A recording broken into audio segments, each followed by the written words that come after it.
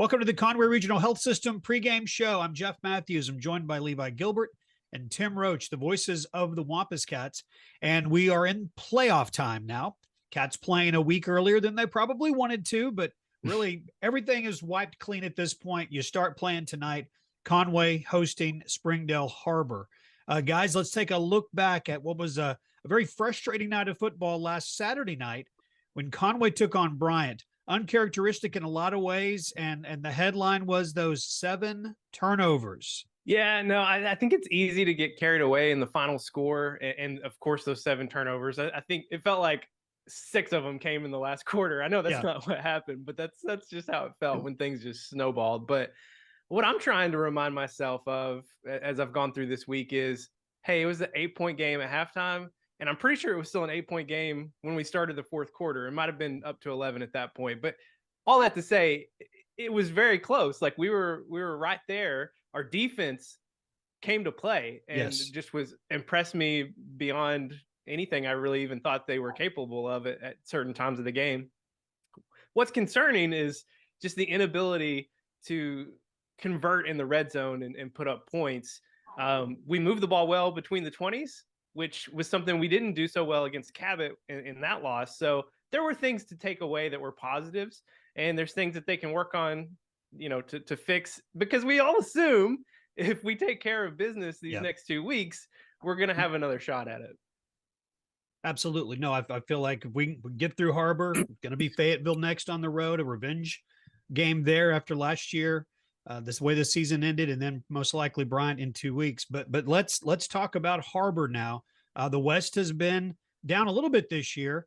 This should be a game that we handle relatively easily. What are you guys looking for tonight? Obviously, we want everybody to be healthy is the biggest thing. I think the things that we do well, Jeff, are going to play into this ball game because it's the things that they don't control very well. They don't like tempo. They want to be able to go very slow defensively. They also are not very fast offensively. They throw the ball a lot, and it's all short passes, which means you got to have quick corners and safeties that are able to play up, and linebackers on the edges that can play well. So you got people like Drew Canterbury and Wade Simpson who are fast guys on the edge. That's going to cover some of that territory. I just think our strengths really are into their weaknesses, and that's just not a good matchup for Har-Ber. Yeah, I think defensively, you just got to create pressure on these Wildcats. They have a sophomore quarterback in Rhett Richardson that proved a week ago, playing Fayetteville, that if you give him time, if you give him a pocket, he can pick apart a defense. I mean, it was 7-7 pretty quickly in that game, so Har-Ber was hanging around in there. So I think that's the biggest thing is we've got to get pressure, and then offensively we just need to get back into the groove, if you will, because we're going to do what we do, but let's just execute cleanly and really execute at a high level and get things ready. Because I don't want to look ahead, but Har-Ber's 1-9, guys. I mean, we should win this game. So we just need to go out there and take care of business and just really execute well and get some confidence back after, what was a rough outing a week ago. When we talked about the change in the game last week from Friday to Saturday and how someone's going to have to turn right around and play on Friday night and the difficulties that might come from that, it's kind of hit me as the week's gone on that I'm glad it's a short window. I'm glad that we're getting back on the field a day quicker because we need something good in our thought process, and that can come in this game.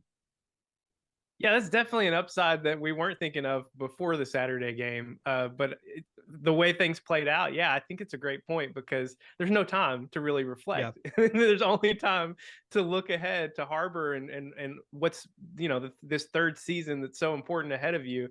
I agree that is a good point. And I just want to see it, I just want them to come out and play as crisp and clean as possible. They played a 3-4 against Fayetteville.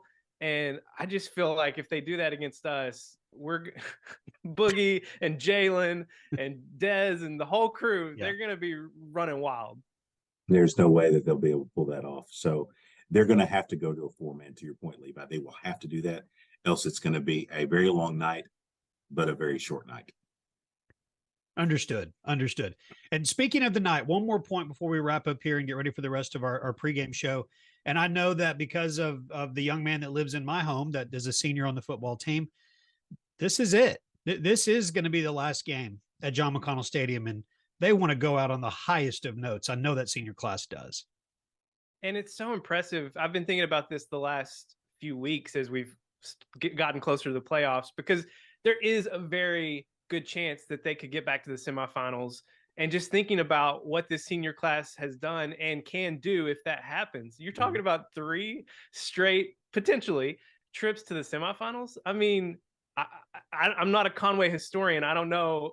Well, I know it hasn't happened because we did the whole breakdown last year, looking at the 4 times it's happened. Yeah. And it's just, it's crazy. It's just crazy to think that they could do that. Like, that's something, a goal they can have. No other senior class has done that. 3 straight trips to the semifinals. That would just be so impressive.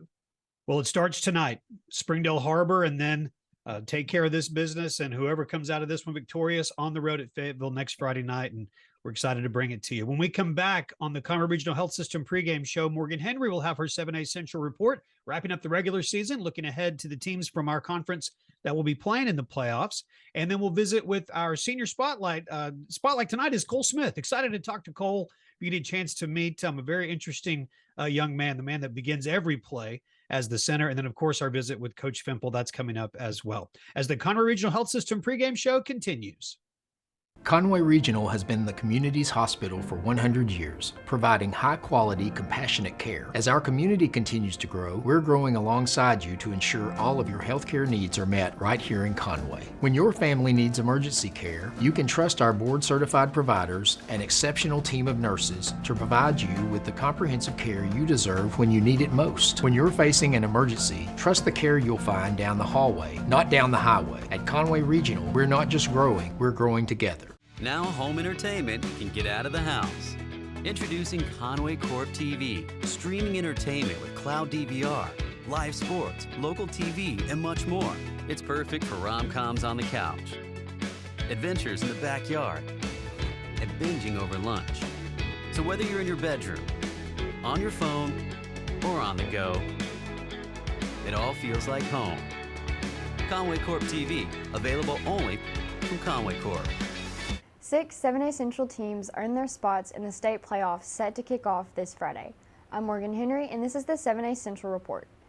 Starting off with last week's results, Bryant's in-state winning streak moves up to 50 as they defeated the Wampus Cats 34-16.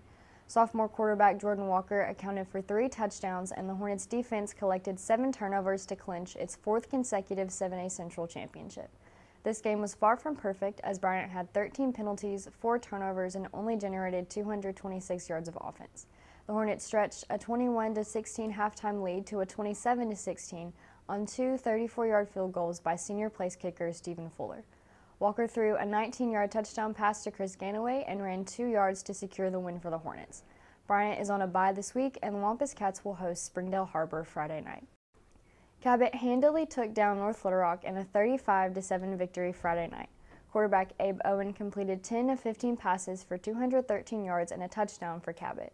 This week's Player of the Week is running back Evion Jimerson as he reached the 1,000-yard mark for this season and added a touchdown for the Panthers. Cabot is on a bye this week, and North Little Rock will host Fort Smith Southside.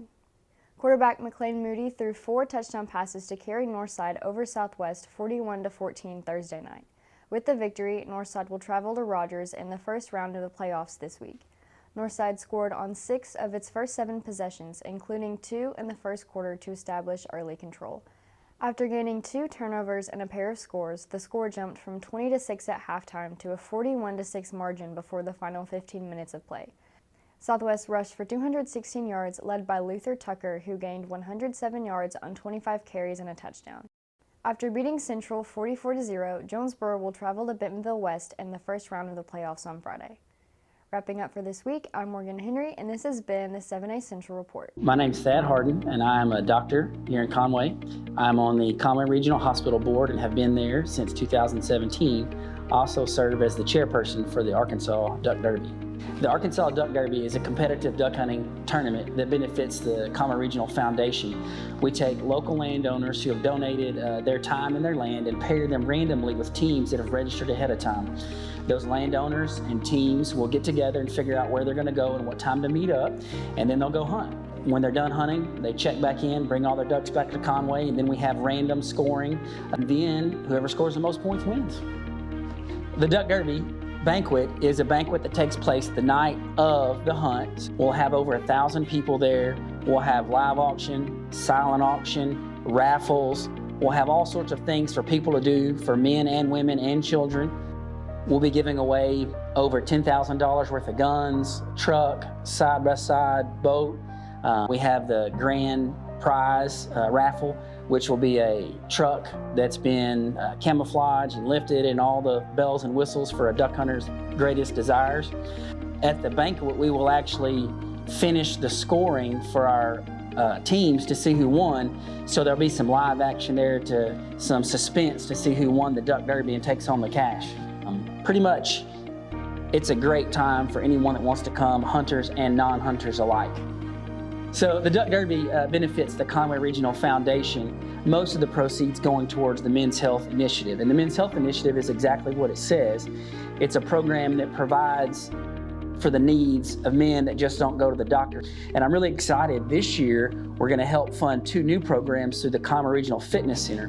One is called Rock Steady Boxing, which is a program to help patients with Parkinson's disease. And the other one is a program called Script to Fit, which is a prescribed program that is provided by the fitness center that is more than just therapy or a nutritionist. It's all encompassing, and it has a program or a track for diabetes, for cardiovascular disease, for deconditioning. So it's a total plan to help get the patient back where they need to be, and the foundation is going to help pay for that and significantly reduce the cost burden to the patient. Men's health is really important to me because as a man, I've seen what happens when men don't take care of themselves. I've seen primary care patients come in to see me in my clinic, and they're too far gone. There's nothing we can do for them because they didn't do what they were supposed to. Statistically speaking, we know that women outlive men by about 4 or 5 years, but we also know that in a recent study, the average man was defined as living in poor health for the last 9 years of his life. That's why it's so important to have a primary care physician to take care of yourself, because if you can't take care of yourself, you can't take care of the people around you.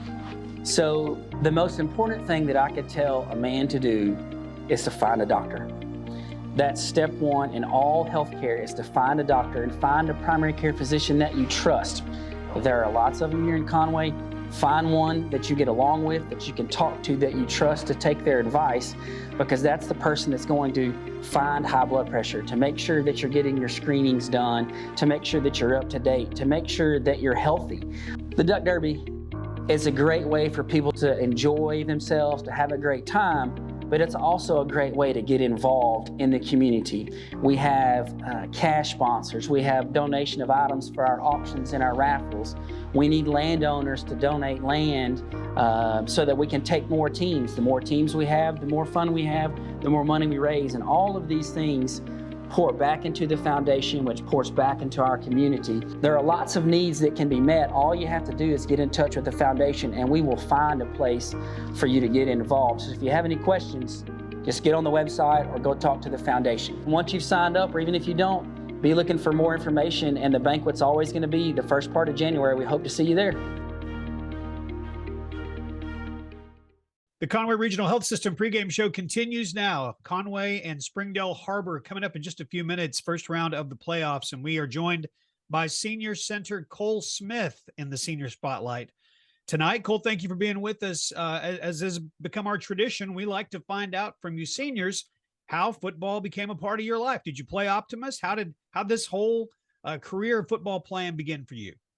So my mom worked with this dude who coached Optimus, so he was like, why don't you let Cole try out? So I tried out. They got me. I played on the Broncos. I actually played with Aaron, our left tackle. I played with him from Optimist all the way up until now. And after Optimist, it was just school ball, and now here I am and as a senior. So in Optimist, did you play on the offensive line, or were you a skill position player? I played offense and defensive line. I can't remember what position I played on the offensive line. I just know I was there. Yeah. I played Iron Man, and then from 7th grade with Coach Rogers, I played center, and then I moved to left tackle, and then I was a guard. So I've played pretty much everywhere. Gotcha. Now, Cole, we try our best to give you guys credit because it's very easy for the offensive linemen to get lost a little bit, especially in the high flying pace of this offense. But even further, I think centers get lost, even among all the linemen. I mean, you're the guy that starts every play with the ball in your hands. It's pretty much like 98% of the time it's a shotgun snap. You got to get it back there quickly. And then you got to, make sure you're taking care of your assignment. And you've just done such a great job this year with accurate snaps. And you just really been making the whole tempo of this offense go. What's been the key to your success this year? So when I started out, I played left guard last year, and then I got moved to center this year because we needed a center. And my snaps actually started out terrible. Like, it was a disaster. And then once Coach D started working with me, I changed my grip on the ball a little bit. I kept locking my elbow out, and then eventually it got to where it was just a rocket straight back. Under center has been something that I've struggled with because I've never done under center. Like, even in Optimus, we did shotgun. So, I mean, I know you saw it in Bentonville, the 2 fumbled snaps in a row. And then eventually at practice, I just started working with Donnie, and now we've got it going. I mean, there's going to be a fluke here and there, but I think we've got it pretty much down. It was just a lot of work, a lot of dedication, and just not giving up on myself or Donnie. Cole, you've had some injuries on the offensive line this year where you guys as seniors have had to kind of take over and make sure that everything continues to flow well. You've been really successful. Talk about this last year of high school football for you as a senior and as a leader. Can you talk about just your year and how you've approached it? Right. I've played with like 5 different guards in my season. So it's been a lot of, being a leader, like you said, making sure that Jay, Derek, Nate, Sean, Q, we're all on the same page. Even now, Q will ask me like, where are we going? What backer? And it's like, you constantly have to know what's going on. I call out the front. I make sure everyone's on the same page. It's just, I've had to step up. I'm not much of a vocal leader. I'm more of a, lead by example. Aaron's the one that's always vocal, in practice, running around. Let's have a good day. And then I just go in there, I get my work done, make sure everybody's doing what they're supposed to. And I always try to make sure everybody stays out of fights. Everybody stays out of any extracurricular that could get us set back. I just kind of take that upon myself as a center and the leader as an offensive line. He's Cole Smith, senior center for the Wampus Cats. Cole, let's get into your head a little bit about on game day. How is your preparation? We've heard from a lot of folks that it's just they want to be alone. They get their music, maybe take a nap. What's a Friday afternoon like for you? Oh, yes, sir. Naps are essential. You gotta take the nap. And once I wake up, I get taped, and then I put my headphones on. I usually listen to a lot of rap music, some rock music, type get me in the zone, maybe chill me out a little bit, or maybe give me a little hype. It's just whatever the day's demanding for, But the nap is essential. Without the nap, I don't do well. Well, there's a lot of truth to that across the board. So as you grow, you'll know, yeah, sometimes you got to grab a nap. But hey, Cole, it's been fun to watch you play. It's been fun to watch this team play. And Yes, sir. Conway Regional has been the community's hospital for more than 100 years, providing high-quality, compassionate care. As our community continues to grow, we're growing alongside you to ensure all your healthcare needs are met right here in Conway. Our board-certified interventional cardiologists, specialized team, and innovative cardiovascular technology are here to provide the comprehensive care you deserve when you need it most. So when you're facing a heart emergency, trust the care you'll find down the hallway, not down the highway. Now home entertainment can get out of the house. Introducing Conway Corp TV, streaming entertainment with cloud DVR, live sports, local TV, and much more. It's perfect for rom-coms on the couch, adventures in the backyard, and binging over lunch.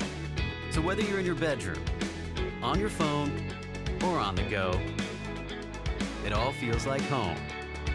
Conway Corp TV, available only from Conway Corp. the Conway Regional Health System pregame show continues now. We're joined by Coach Fimple. And Coach, before we talk about Har-Ber, let's take a look back at Saturday night. It was a Saturday night game instead of a Friday night game. So we had that extra day, and I know you shifted everything we talked about prior to last week's game. What are your takeaways from the game against Bryant? Well, first off, what two great communities. I mean, you walk out there as a between 15 and 18-year-old kid. I mean, it was a great atmosphere from the word go. Uh, a lot of the guys, I could hear them talking in the locker room playing on Saturday night, comparing it to, LSU and Alabama and everything else. And, that's what we want around here. We want to play in big games like that. We want atmospheres like that for our kids. But, there's a lot of things to take away from it. There's individuals that played extremely hard. There's, things that went on, things that we got to get better at right here during the playoffs, to prepare ourselves to get through this run right here that we want to be through. So, you're correcting those things still as you keep going week to week. I want to hone in on the defense just for a little bit here, because they did such a great job, created 4 turnovers, and there were 3 straight possessions in the second half where Bryant had 1st and goal, and I think they only came away with 3 points. Just talk about how big those goal line stands were for your defense. I'm real proud of them. The way they played, and especially when you play a team like Bryant. We talked about this last week, and you have to make plays. You have to be able to be competitive with them. When the 7A game with 2 guys, 2 teams like that, it comes down to 2 or 3 plays, and I was real happy the way they kept on fighting. And basically anymore, you had to have that philosophy, trade touchdowns for field goals, and that's what they did. They bent their back, and said, hey, we're going to hold them to a field goal right here, which gives you an opportunity with what we do on offense. And again, real proud of those guys, but we got to continue to build off of it, and that's what we've been talking with them all week this week. Well, Coach, it's playoff time. It's always good to start at home. We've got the Har-Ber Wildcats from Springdale coming in. What do you know about those guys? Well, most of these guys were like in the 7th grade when I was there, a couple of years ago. So I know quite a bit of most of their families, and well, that's so-and-so and that's so-and-so. But, again, great coaching staff up there. Coach Wood's probably the longest tenured coach that I know of in 7A, has built that program from the ground up. And I mean, from the word go, where it started in 2006 or 2005 when they were practicing on a field, to a beautiful stadium, and the things in the direction that he's took it, it's unbelievable. When a guy asked me the other day about the record and all that, well, your philosophy is, as a head coach, is get in, and it doesn't matter what it is. It all goes back to 0-0 at this point. So again, we expect a very hard fought matchup, and then it's usually the Har-Ber way. Well, Coach, we'll kick it off here in just a few minutes. Har-Ber and Conway, first round of the playoffs. Good luck tonight. Thank you, guys. Go Cats.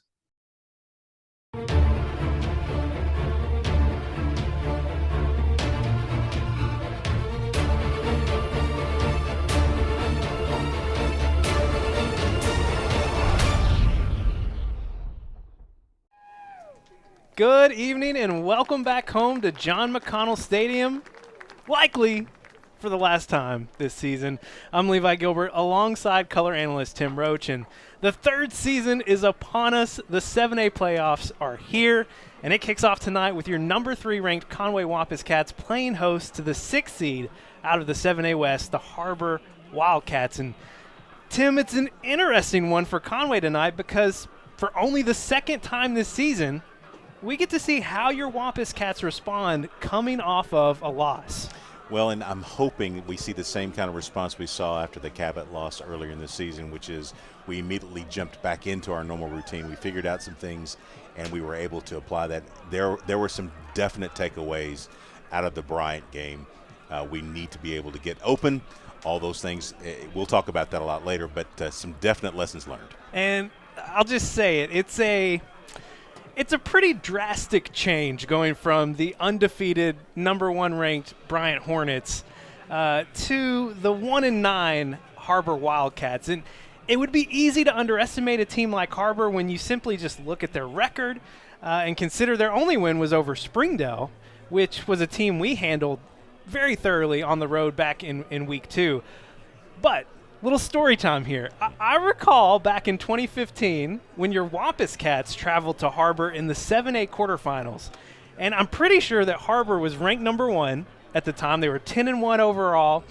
And Conway, they were not having quite as impressive of a season. I think they finished at 500, 5-5 in the regular season. But they went on the road and they made some noise, and they had Har-Ber down. I was on the field. I was doing social media back then. They had them down until the final minute of the game. All this to say, you just never know. Now the roles are reversed tonight. Obviously Conway is in the driver's seat as far as being a better team. Har-Ber's 1-9. But how do your Wampus Cats stave off any potential Cinderella story tonight? That takes us to Tim's 3 things. You will note that this series of things that I'm talking about really focuses on the Wampus Cats. This is a ball game we should win if all things are equal, but they're not always equal, and you have to play it instead of just playing on paper. So I would say what we need to do is make sure that we defend their hitches and quick routes. They are not a very big vertical team. They're not a very big run team. They throw a lot of balls to the sides. Not really vertical. They go 5-10 yards at the most. They'll pop a few draws as well. We need to win the turnover battle. Last week we created 4 turnovers, but we lost 7, so we're -3 there. Still, it's hard to actually say. It just doesn't seem real, but it happened. Yeah, 4 turnovers against Bryant should get you a win there, but we created some problems for ourselves. And the last thing is here, we want to make sure we stay healthy. Now that the first 2 things, those are things you do in the game. The third thing is we're assuming here that the talent that we have and our game plan that we have, that they will look like a 1-9 team, and that we will look like we're a 6-2 team, 8-2. So that's how it should play out. But as we have seen and as you discussed, it's not necessarily like that. We still have to come out and do our thing. I'd like to see us get off to a good start. And you love to see this. We saw this back in week 9, the Jonesboro game, senior night. All the seniors came out as team captains. We're seeing it again here tonight. But what you haven't seen until tonight, look at this, Tim. Blue on black. Love it. First time that we've ever had this combination. And, hey, it's most likely your last home game, so why not get that combo in there? It looks really tight, man, and I will tell you, we've been asking for it just because, as fans, you like to see things a little bit new and different. This is a good look. Yeah, we love it. We love it. All right, going to take a little bit of a break here. Back with the starting lineups after this break here on Conway Corp. Conway Regional has been the community's hospital for more than 100 years, providing high-quality, compassionate care.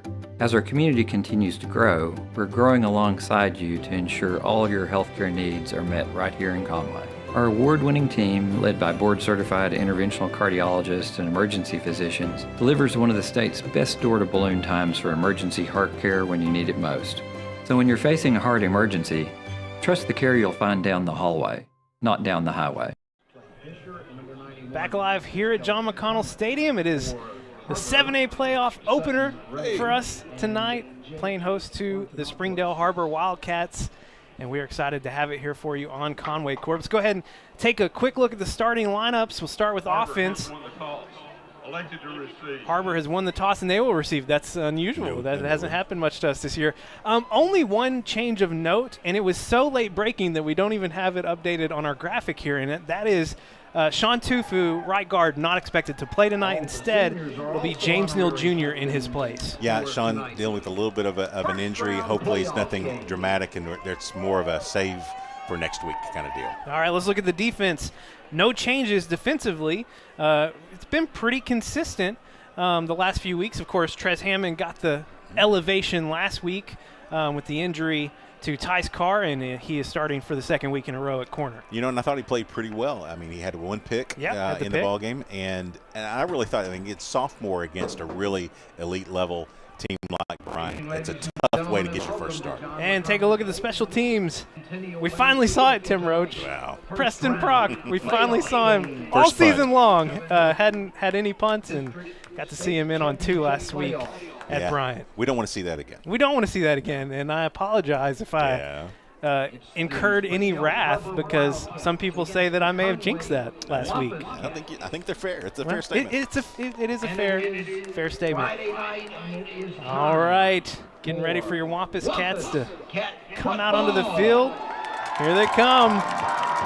Conway, ranked number 3 in the state and in the 7A. They're 8-2 overall. 5-2 in conference, finished as the 3 seed out of the 7A Central. And we'll go ahead and pull up the playoff bracket here, as you can kind of see what's going on around the state tonight. Bryant and Cabot both have byes out of the Central. Bentonville and Fayetteville were the 1 and 2 seeds out of the 7A West. So tonight you've got Rogers playing host to Northside. You've got your Wampus Cats playing host to Har-Ber.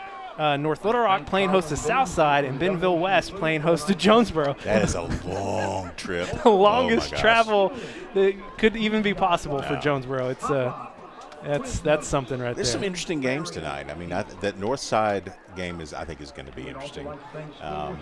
We have seen some different things this year than we really have started to see over the last couple of years, and that is a migration to the strength of football in Arkansas moving into the Central, not so much in the West. The West is really top heavy in that Bentonville very strong, Fayetteville obviously always very strong, and then it kind of dwindles very quickly there. In the Central, the top 3 teams in the state, 1, 2, 3 in our conference as well. Back to receive for Har-Ber. It's your 2 favorites on this Wildcat team. It's Trey Serrano and Britt Witchen. They're 2 that you've been keeping an eye on this week. Very talented, both very quick. They are football dudes for sure. We will get their best if they get a chance to return it. Let's see what Adrian has up his sleeve. Well, Adrian has been very reliable on kickoffs this year. And this one will be returned by Trey Serrano. Coming on the near side, found a little lane, cutting it back to the middle. Now carrying it across the field. Hudson Wallace there to slow him down, and he'll be stopped just shy of the 30. Go ahead and take a look at our defensive starters. Absolutely. Preston Broad, defensive end. DeMarco McKenzie, defensive tackle. Kelvin Thomas, D tackle. Border Udi, defensive end. Blake Simpson, outside linebacker. Jared Sanders, middle linebacker. George Kelly, outside linebacker. Trey Hammy, quarterback. Hudson Wallace, safety. Jonas Cecil, safety. Quadro Wilson, cornerback. Rhett Richardson, sophomore quarterback. He's thrown for over 1,000 yards on the year. And they start with the handoff here right up the middle. And that was Luke Buchanan on the carry. Yeah, another one of the talented guys. I mean, he's not they have some talented, skilled position folks. The strength of their team is in those 3 or 4 individuals. It's going to be up front in the offensive defensive lines where we hopefully can make some hay. Found a gash on the left side for 7 yards, makes it 2nd and 3. Empty backfield here for Richardson. Luke Adams, the tight end, split out in the slot on the far side. Set up a little screen pass out there, and a lot of space going on. That was Hayden Wood with the catch. Yeah, but I think we're going to have a hold there right at the catch. Might have been on Adams, who we were talking about there. Yeah, you know, again, we've talked a little bit about this throughout the course of the year. When you're out there on the edge like that, you as a blocker, you do have a thing to do as a wide receiver, but if you hold on to it too long, even if you don't necessarily hold, they're going to talk about that, and they're going to throw a flag there. So it was on Curry. Very fortunate penalty for your Wampus Cats because they picked up the first down and quite a bit more. Yeah, just could not get off the block there, and there was a reason why. It's because they had a whole lot of jersey. Spot foul brings it back to the 31. You're hearing some of the Wampus Cat fans out here. It'll be 2nd and 9.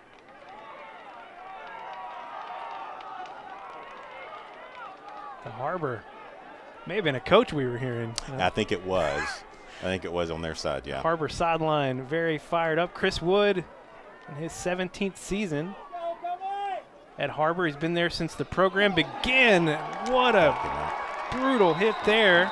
Ball came out, and your Wampus Cats do recover. Who had that hit? That was impressive. I've got to see the hit. It was going nowhere at all. But, boy, somebody came up and absolutely spotted him up. I'm not sure who it was.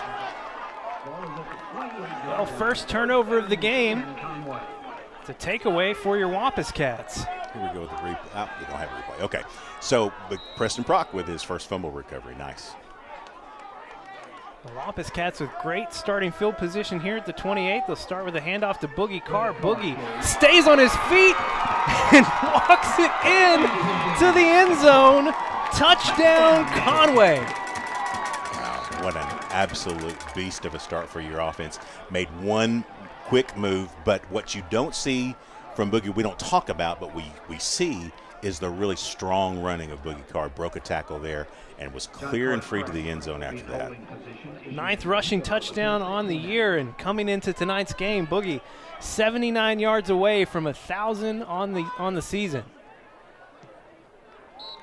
Extra point is up and good. There's a flag coming in across the way. We'll clean that up for you when we come back after this break here on Conway Corp.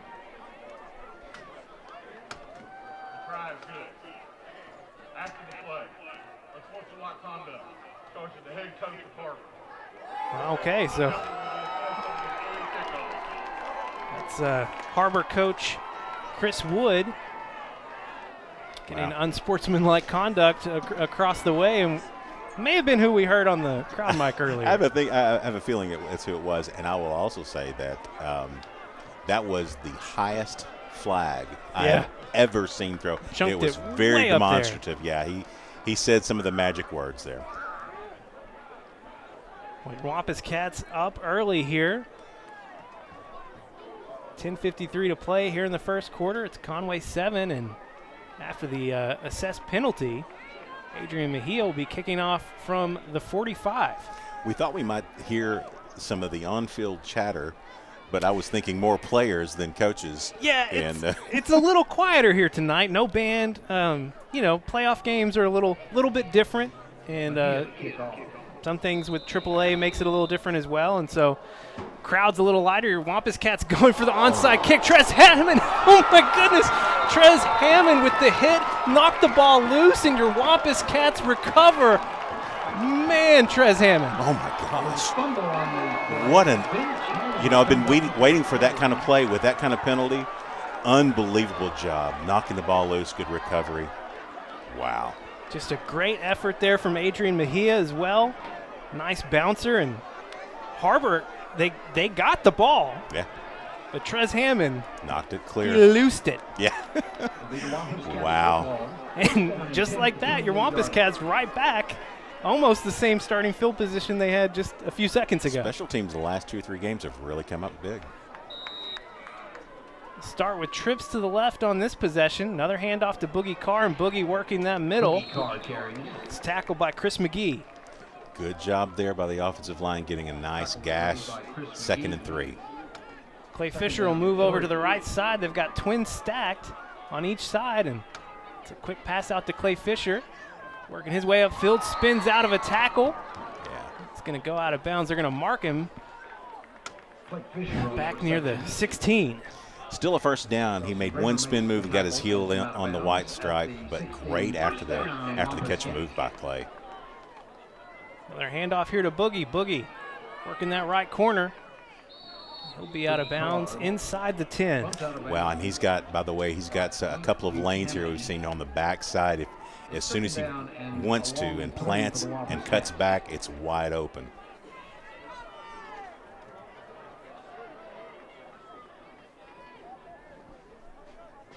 Second and 3 here. Trips over to the left. Donnie looking over the middle for Rome Fields. He finds him on the 16-yard touchdown pass. Superior route there by Rome Fields, and I mean, you cannot put the ball any better than what Donnie did right there. Hit him right in the numbers, right in stride, and they had their elite guy, Winchin, covering Rome there, and he could not keep up with Rome. That is the 6th receiving touchdown of the year for Rome. Having a great senior season. Well, that was just a great deep crossing route and got enough space. It was just a great route.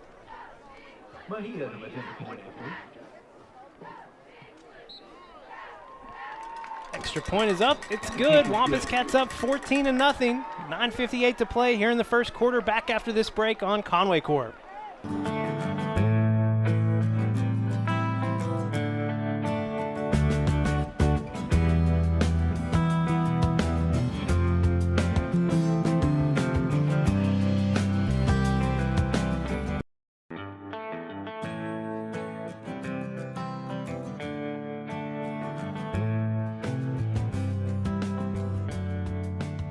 thank you for your business. Well, Tim, we're barely 2 minutes into the game. Your Wampus Cats are up 14-0. They've done it running, and they've done it passing. Short field both times. Well, and special teams a key on one of those. It's not a it actually is a turnover, right? They're both turnovers. One was a fumble on special teams. One was a fumble created by we don't know who, but we know the Preston Proc came up with it. Another nice deep kick here from Adrian Mejia, and no return opportunity this time. Har-Ber will take over at the 20. All right. And what we saw was the first couple of plays from Har-Ber. The Gash just a little bit, had a little hitch pass that created some room, but they held, and so that was a reason for that. But Gash just on a draw play. So just need to tighten just a bit.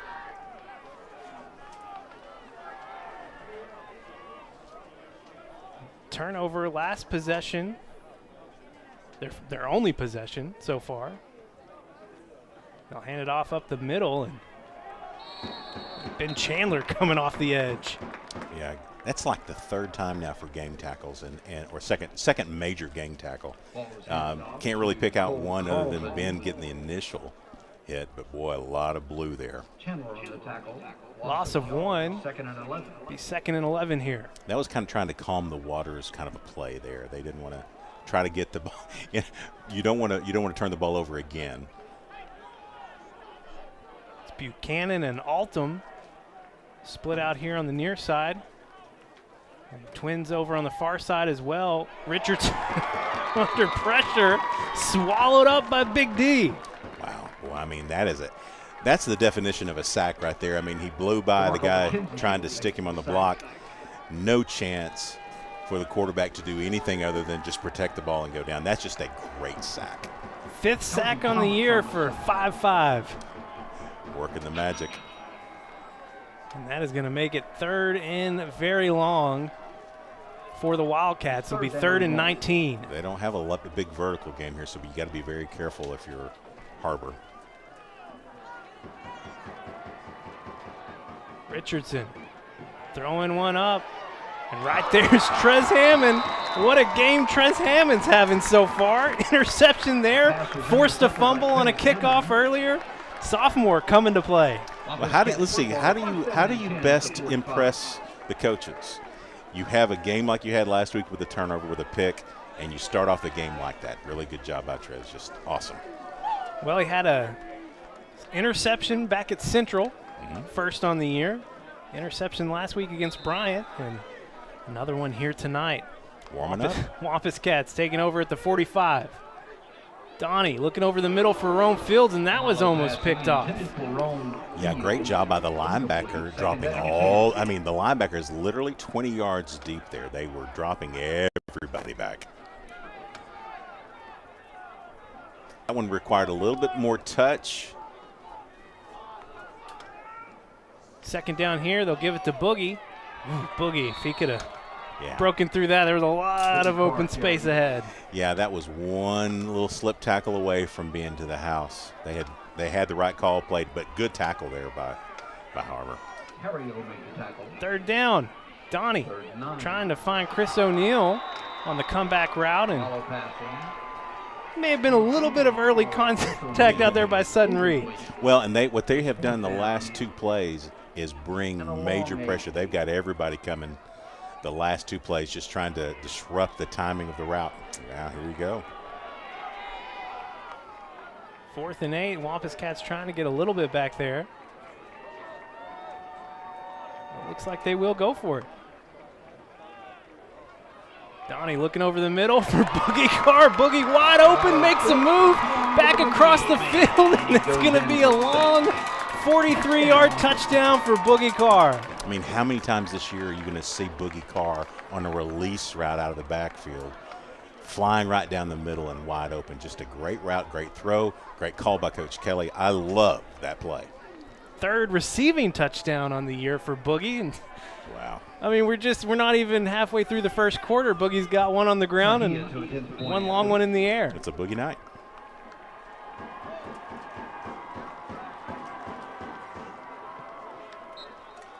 Kick is up, and it's good. 21-0. Conway on top, 7:58 to play here in the first quarter.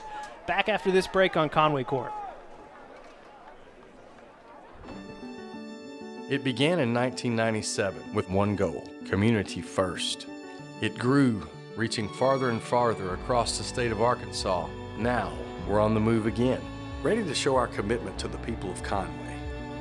Ready to continue the effort to revitalize our downtown with a state-of-the-art banking facility. Ready to live out our firm belief that community is everywhere.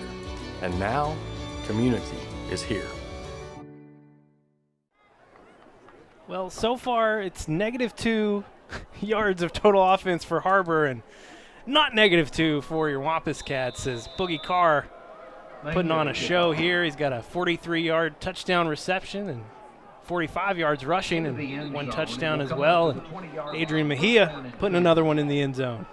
Yeah, everything clicking right now for the Wampus Cats. I mean, and -2 yards after the first 2 plays, getting some a really good push. Yeah. And so you're going to see them. They're not a big run team. They're going to throw the ball. They didn't. Obviously, you saw with the pick in the last play. They don't like to go vertical. That's not necessarily a big thing for them. They're going to have to kind of dink and dunk down the field. And now the game's kind of slipping away from them.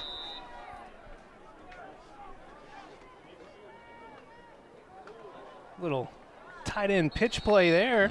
Nice. To Luke Adams. Picks up a few yards. Yeah, but Zy Buckley was right there to clean it up. Only a gain of about 3. Made by Zytron Blakely.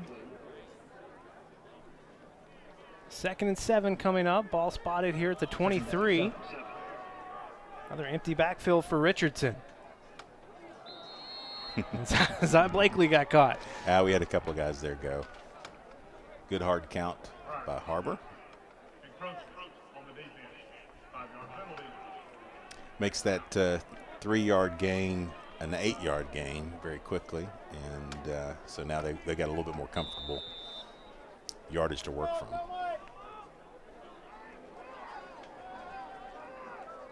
They will keep it empty here.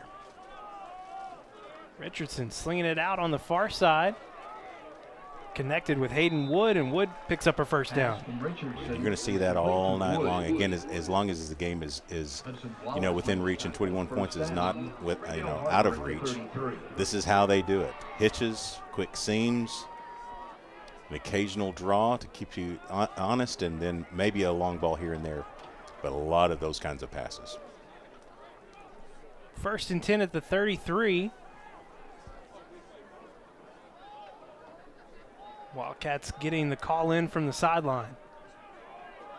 Ty facing it at middle linebacker. Witchen joins the backfield. They'll hand it off to him, and he's got a lot of work over here on this left side. Yeah, very quick. He's a player, and he's one of those guys where if you just got to get the ball into the hands of a guy that can do some damage, 3, 7, and 8 are your guys. That's it. Yeah, you've been talking about it all week. They've got some athletes. It's not like they don't have, some sparks, but. Well, if Witchen or Serrano catches it in space, they can make some damage. 2nd and a long one here at the 42. This time Buchanan coming into the backfield. They'll give it to him. He is chased down behind the sticks over on the far side by a lot of Wampus Cats out there. Ben Chandler, Wade Simpson, Garrett Sanders. Yep. Chandler and Sanders made the That's how you play that. I mean, that was backside speed from the defense as well as the front side. So the running back had 0 chance to do anything with it other than just try to get what he could because you had it covered up on both sides.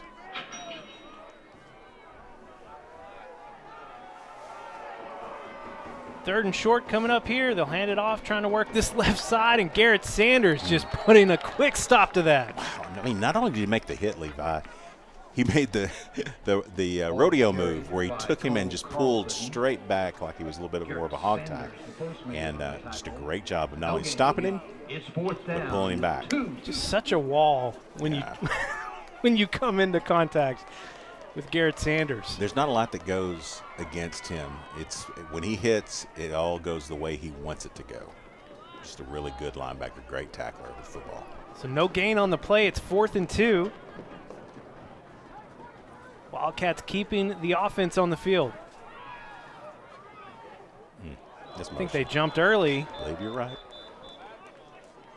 I saw it here on the near side. I think it was kind of all over though. Yeah, I think it got a little bit. I think they thought about it just for a little bit, and it threw a few of the folks off. Well, that will bring on Evan Curry, a junior. Plays wide receiver and also punts for the Wildcats. We have a lot of guys going both ways here. Yeah, great job here. What it's goodness. That was the play that created the fumble. So that was Porter Udy and Garrett Sanders. Garrett Sanders, yeah, nice.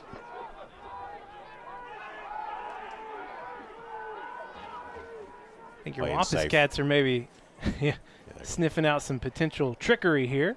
They brought Q Wilson in and no one back to recover. And the Wampus Cats will start this drive just inside the 25. Penalties did them in. They actually had a kind of a drive going there. Let's go ahead and try and look at our offensive starters here. Donovan Amalo, quarterback. Quentin Carr, running back.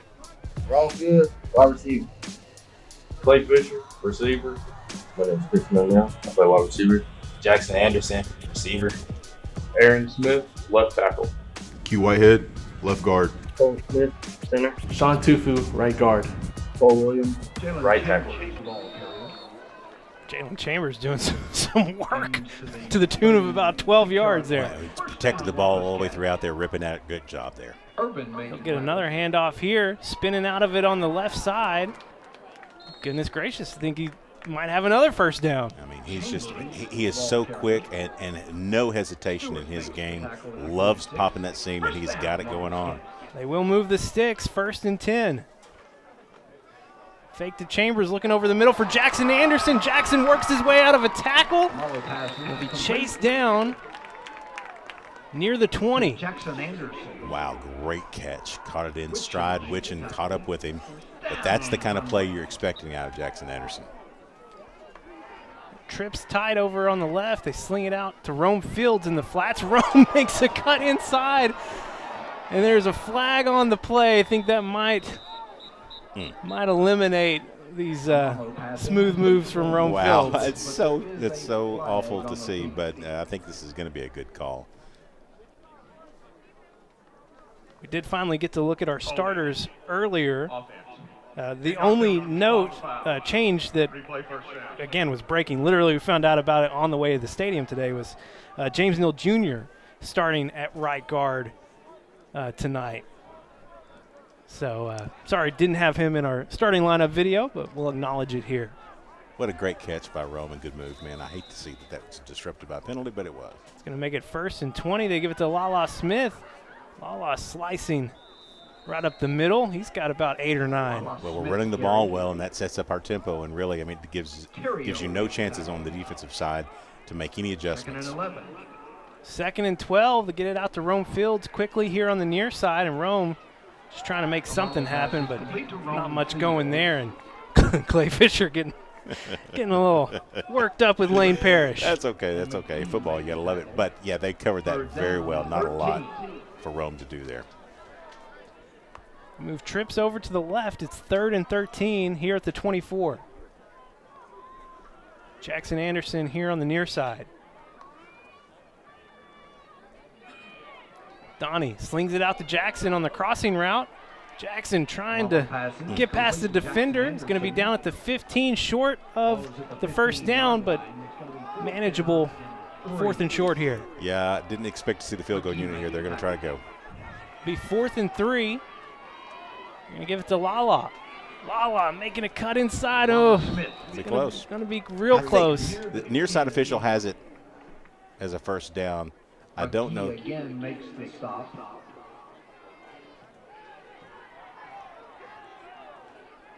Yeah, I was afraid of that. The far side official did not have it. We're just a hair short, so turnover on downs for your Wampus Cats. Har-Ber will take over at the 11 with 3:05 to play here in the first quarter. That's where the the ball carry goes down with the first down gained, but the knee touched prior to that, and you have to get up a spot there. So good call by the officials.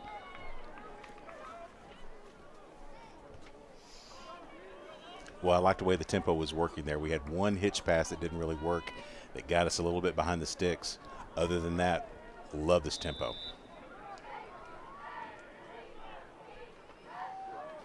Be a handoff here on first down for the Wildcats, and Hudson Brewer picking up about 5 yards on first down. Yeah, great stick there by Jacoby Wade. I mean, that's solid. I thought for a second it was Hudson Wallace, but it's Jacoby with an open field tackle of a big boy, by the way. That guy's not too small. Good game by Har-Ber right off the gate. Jacoby in at safety right now. He's been playing back up at safety, back up at linebacker. He's just finding ways to get on the field. Anywhere. Richardson connects with Hayden Wood out on the far side, and that's going to be just enough for the first down. Big wide receiver out there. Just got just enough. Basically, quick out route. This is what they do. They just dink and dunk. First down and 10 at the 23.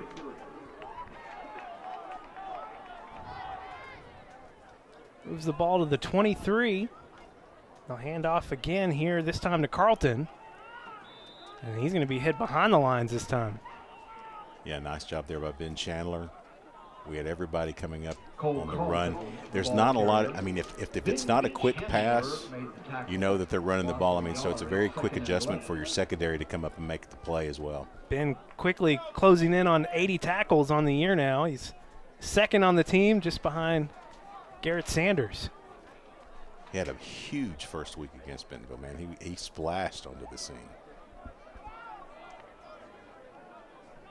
2nd and 11. We'll hand it to Carlton again, and just not much going on that side. Keldon Thomas taking him down. Just a little bit beyond the original line of scrimmage, brings up 3rd and a long 9. So you're looking at a throw here. Big D checking back in. He's got a sack tonight. So they bring in Buchanan in the backfield. Now he's going to line him up a little bit wide, so they're probably going to go empty with a tight end, kind of an H-back setup. This seems to be kind of their home base. Yeah. This formation here. Yeah. Buchanan in motion. Richardson dropping back to pass. He connects out on the far side boundary with Brock Octay. Yeah, that's a great pitch and catch there. The offensive line gave him just enough time to get it out there, and again, just enough to get the first down. That's all they really care about. Octay is a junior, big target out there. He's listed as the backup tight end, but he was split out there. This is a little bit different than what we saw against Bryan. I mean, you saw a lot of longer passes. This is a quick hitch pass scheme that is tough to read. Handoff right up the middle, and Keldon Thomas, one of many there to greet Buchanan.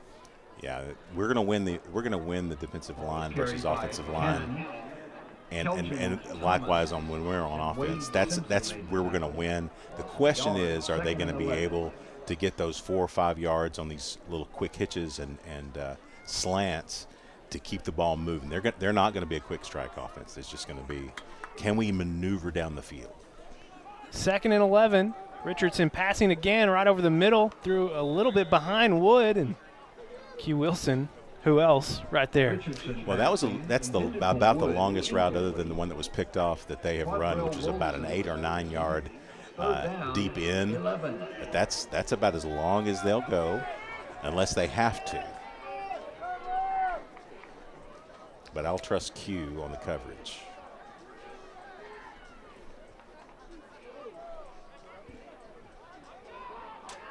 Third and long again here for Har-Ber. It's been a bit of a struggle here in the first quarter. And they're going to talk it over a little bit longer. Timeout on the field. We'll go ahead and take it with them. Back in 30 here on Conway Corp. Timeout. Har-Ber. From day one, Centennial has been there for the people of Conway, the people that teach us, protect us, guide us, and work to make Conway better every day. That's why we've donated over $5 million to local organizations and causes. And we have the same commitment to serving you for life's milestones and everyday moments. Centennial Bank, proud to call Conway and Faulkner County home. The schools participating in this football playoff game are members of the Arkansas Activities Association, as authorized by their school board. The administrators of these schools have helped to write the rules and regulations that govern participation of students in competitive activities for the schools that are members of the AAA. And it is 3rd and 11 as we come back here. Still in the first quarter.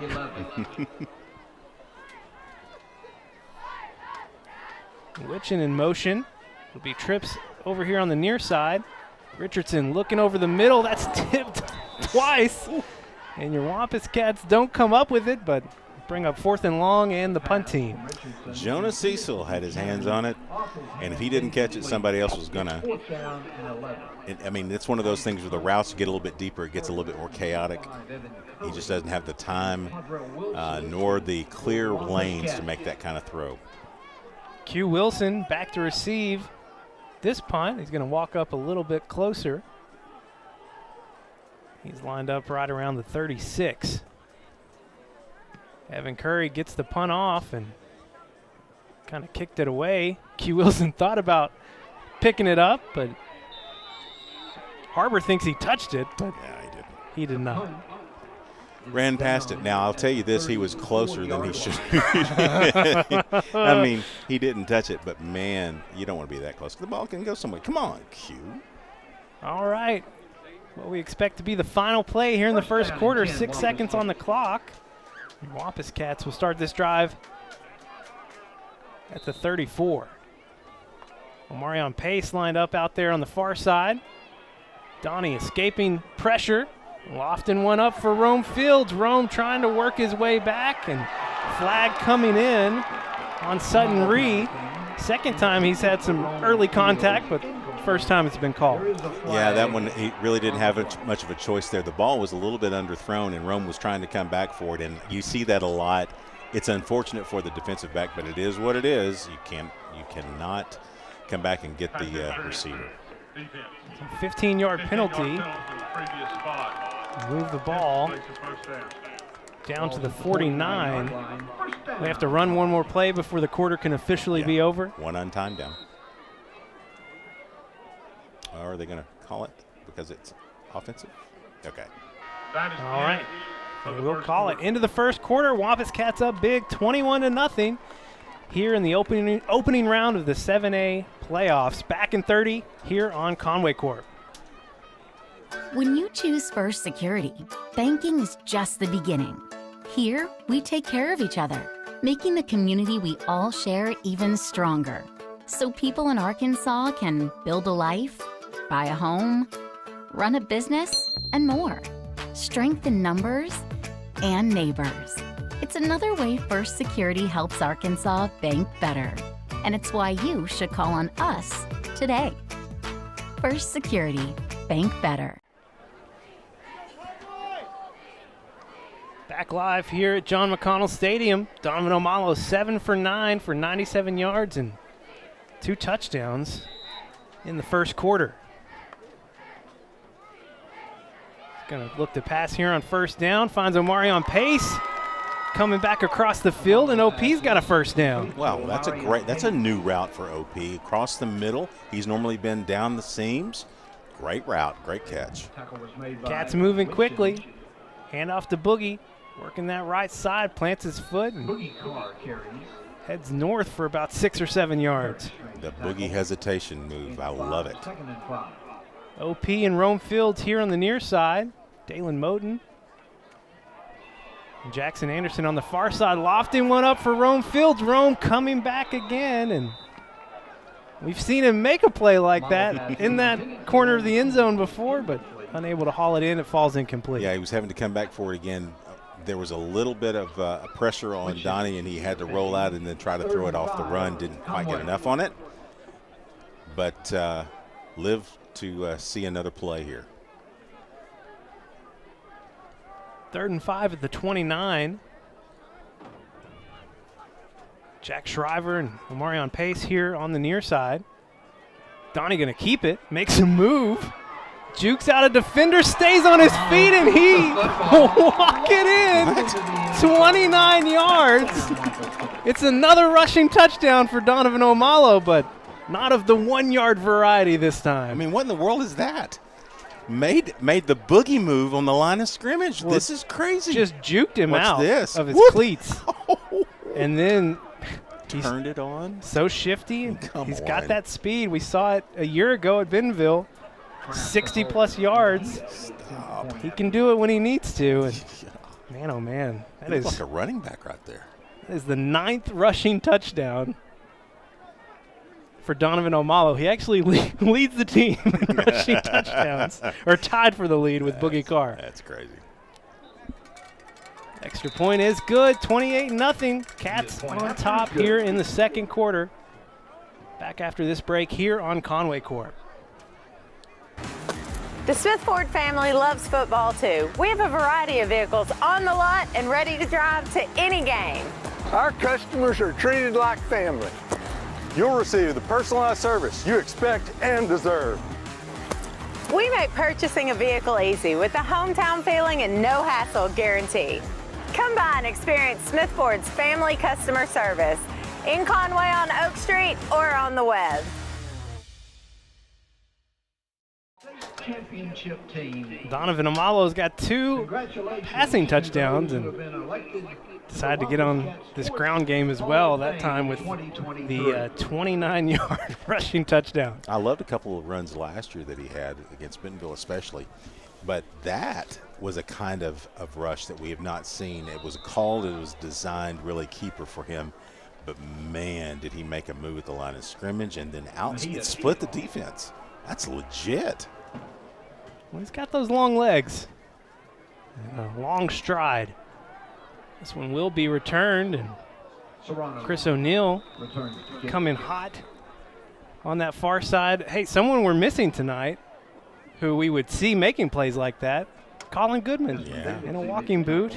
Yes. So he was one of the backup corners and just making great plays on special teams, and not sure we'll see him again this year, unfortunately. Yeah, boy, I hope we do. The guy's a player on special teams. All right, your offense is giving you plenty of cushion.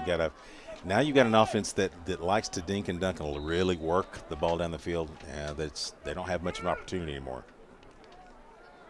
Start this drive from the 24, and they'll give it to Carlton here on first down, and again and again, Kelvin Thomas, Ben Chandler, Ty Faison getting in there as well, just not breaking through that line very much. Yeah, there's just not a lot of they popped 1, maybe 2 where they've gotten 6-7 yards off that, but that's been the exception.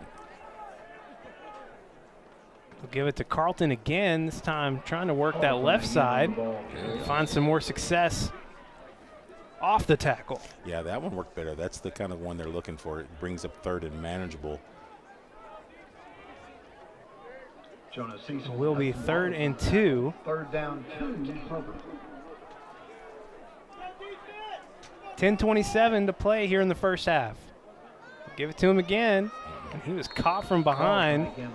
Will be no gain here.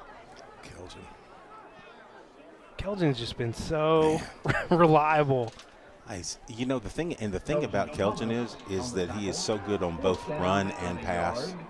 I mean, he brings it to the quarterback, but he defends on the run so well. I mean, got off the block there and just swallowed him up. What a great job by Kelgin. 10 tackles for a loss coming into tonight's game, 13 QB hurries. He has been a problem behind the line of scrimmage. He's definitely a dude, Levi. Punt is away. Q Wilson calling for the fair catch, and it was a little further back than he thought, so he just let that one go, and that's going to be he's getting a little bit of coaching here. Yes, he is. Coach is meeting him at the numbers. It's a big difference in yardage right there. He's got, his eyes getting a little bit big, but he scored two weeks ago. Only got credit for 1. Yeah, that's true. Yeah, but he ran 2 back for scores. I mean, the guy's elite dangerous when when he gets his hands on the ball. But that one cost us about 20. Well, this is giving me flashbacks to a week ago, being on the wrong side of the field. Hopefully, Wampus Cats can handle it a little bit better here. Start with a handoff to Lala Smith for a short gain. Good to see Lala running the ball again. Didn't get a lot of touches last week. He's great in the passing game, too. Now they've got him lined up in the slot. They like him out there. Be empty here for Donnie. Quick pass out, looking for Dalen Moten, and pass was off the mark. Lane Parrish looked like it hit him right in the face mask. So Donnie threw it where he thought he was going to be. Watch this. It was a continuation route, and he thought he was going deeper in the route than that. 3rd and 8. Empty again for Donovan. A tough spot here for you Wampus Cats. This, again, reminds us a little bit of the Bryant game. I hate that. Donnie staying in the pocket, connects with Rome Fields on the crossing route, and Rome looks like he got just extends it enough to pick up the first down. Well, I mean, Rome Fields, listen, talk about it. It seems like I talk about it every week. He makes the catch, but then after he makes the catch, the yards after catch with him are just great job, great vision, great heart. Jalen Chambers in, they fake it to him. Quick pass out to Jackson Anderson. Ball comes loose. Har-Ber's right there, and they will take it back all the way for 6. That's what a turnover can do for you. Great play by Har-Ber. I thought the pass was to Jackson Anderson. It was actually Jaden Hughes. Yeah. Out on the far side. So first turnover of the game for your Wampus Cats, and it leads to 6 points quickly for the Wildcats. It looked like it was a strip on the very far side. Hard to see, but I think it was a strip on the far side and clear sailing to the end zone. We have reached that time of the year. It took 11 weeks to get here, Tim, but where the glass is starting to fog up in the booth. Extra point is good, 28-7. Har-Ber cuts into the lead, 8:47 to go here in the first half. Back after this break on Conway Corp. We so often anecdotally get from our customers, hey, we've come to your store and it just feels different. And they really have a hard time explaining why that is, what that is, how they feel that way. But I think our customers need to come experience for themselves and understand why Caldwell Cares means something here and why it feels different here and why we're here to help you buy a car, not to sell you a car. And that's kind of our approach.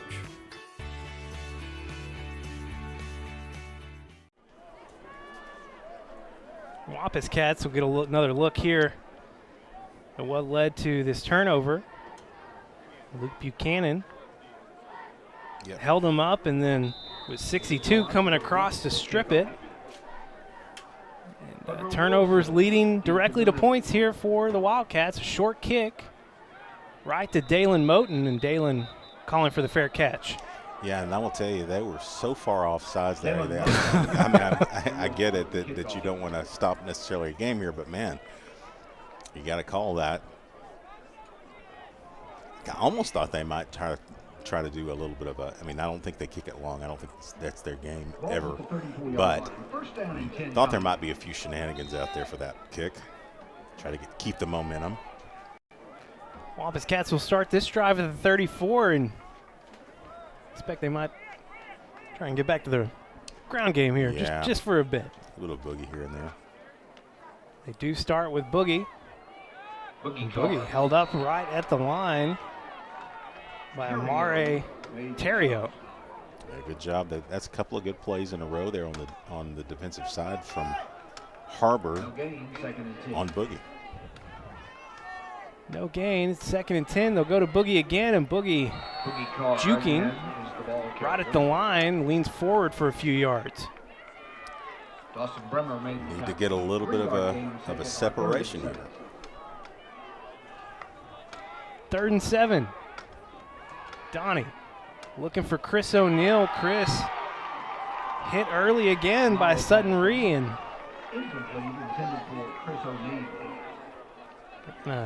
say he got there right when the ball did. Yeah, that's what they're going to say.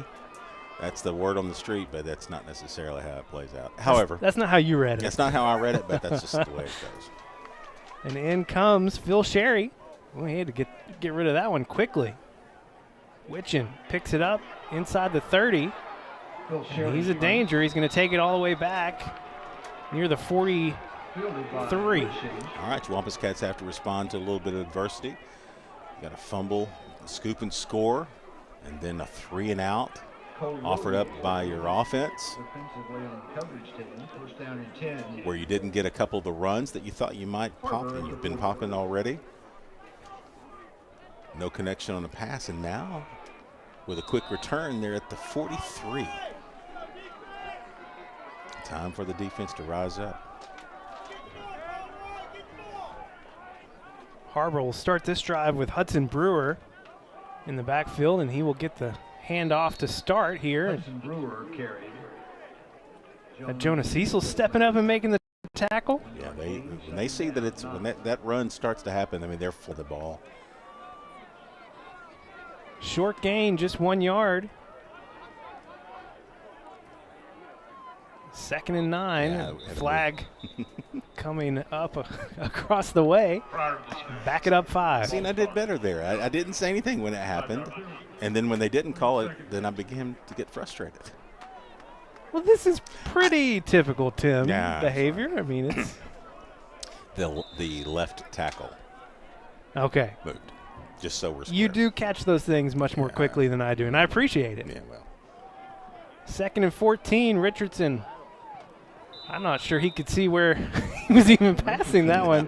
With a lot of pressure coming in. And well, he was throwing to a spot there, but Witchin had gotten behind Jonas Cecil there, so if it was on the money, that's a big gain for them. Witchin is a good player. He plays both sides of the ball. He'll play all the special teams. He returned the punt just a few moments ago, but it's 3rd and long. This is a good spot for your defense. 3rd and 14, Conway showing pressure. They're bringing it. Ben Chandler is the first kind of in the backfield, and Preston Prock, Big D, Zy Blakely cleaning it all up. Man, I mean, it was just one. You pick a player. Initially, you get Ben here making some pressure, making a change, and then D, Udi. I think Preston got the first hand on him. Great job there. I mean, just everybody. That's tough. 3rd and long. You know they're going to be bringing it. It's a feeding frenzy at that point. Makes it 4th and 20 after the sack. A little bit lower kick here, but Q Wilson will have a chance to return it. Stringing it out here on the near side. Turns the corner. And he'll be down right around the 41. Great return from Q Wilson. Yeah, that's the kind of punt you dream about. It's a low line drive. Makes a great decision here, by the way, to not return and go back. Well, it looked like he was not going to get anything. Yeah. And then he turned it into a whole lot of something. Good block downfield by Travis. Zy Blakely in there too. Yeah, nice. Whoa, we got. Where are you going, Cole? Where are we going? A little bit of separation there on the offensive line. Start this drive at the 42. Donovan has Chris O'Neill crossing across the middle. Chris got C to fall down, and it'll be an easy walk-in for Chris O'Neill. It was a great route, and I mean he had already created the separation, and then the defender fell down, but it was absolutely wide open from the get-go. You can watch Donnie here just spining. And a great job by your offensive line. Jalen Chambers stepping up as well, giving Donovan the time, and that is touchdown number 10. He's a machine. For Chris O'Neill. TD machine, that's what you called him a few weeks ago. 35-7. Cats on top here in the 2nd quarter. 6:16 to play. Back after this break on Conway Corp.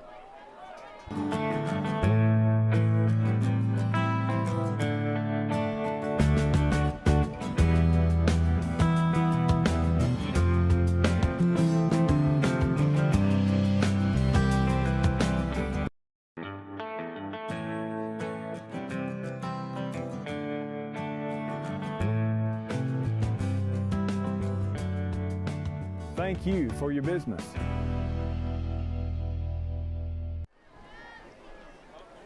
I don't know if it's the Wampus Cat offense or just the cool temperatures, but things are heating up here in the box. Can't see anything. It's foggy windows going on. But I do know that your Wampus Cats are up 35-7, even if I can't always see it. Yeah, I believe you're right. 6:16 to go in the half. Other than the one miscue on offense, it's been really the Wampus Cat show. This one will be returned. Jonah Cecil just kind of waiting there. Oh, no, excuse me. Jonathan Smith. Jonathan Smith. Jonathan Smith. That's a guy that I like on offense. We're going to get to see him next year. I can't wait for that. He's hopefully we get to see him here in the second half. Yeah, it could be. I wasn't going to say that. I mean, but yes. But here's the thing. He's legit anyway. It doesn't really matter.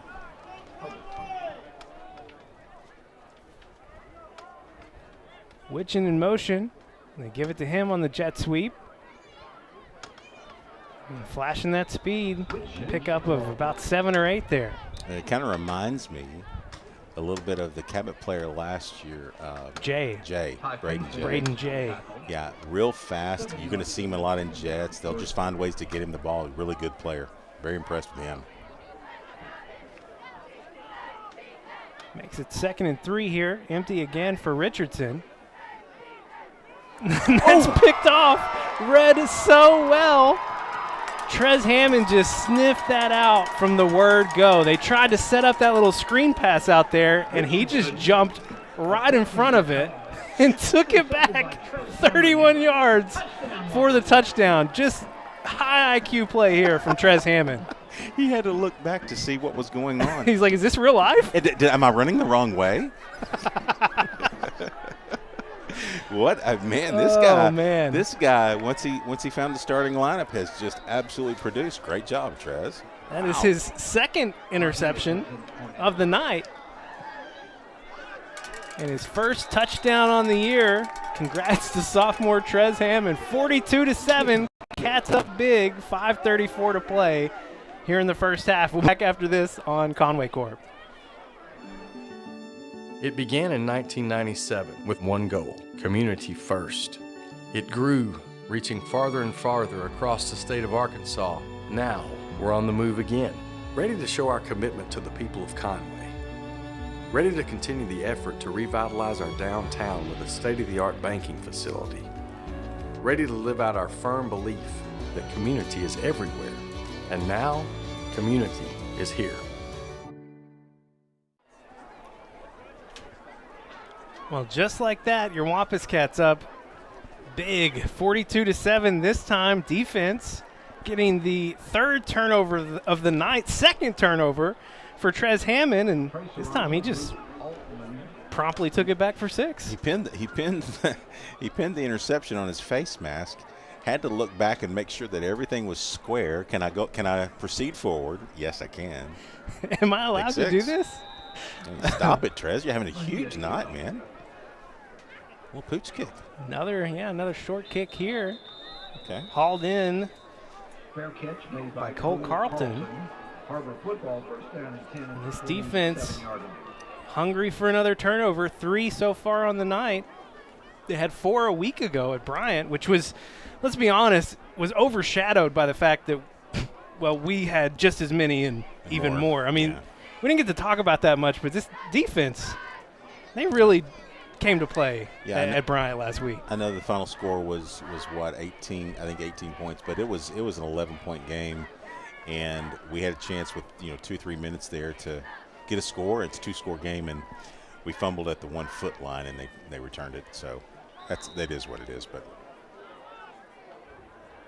Richardson looking over the middle, connects with Wood. Richardson pass incomplete. Nice pitch and catch on the slant. Yeah, had a little bit of time. He cut it right in front of Q, and Q wrapped up with the tackle. But now I will tell you that he is that's a big guy right there. I don't know what the specs are on him, but Wood is a good-sized kid.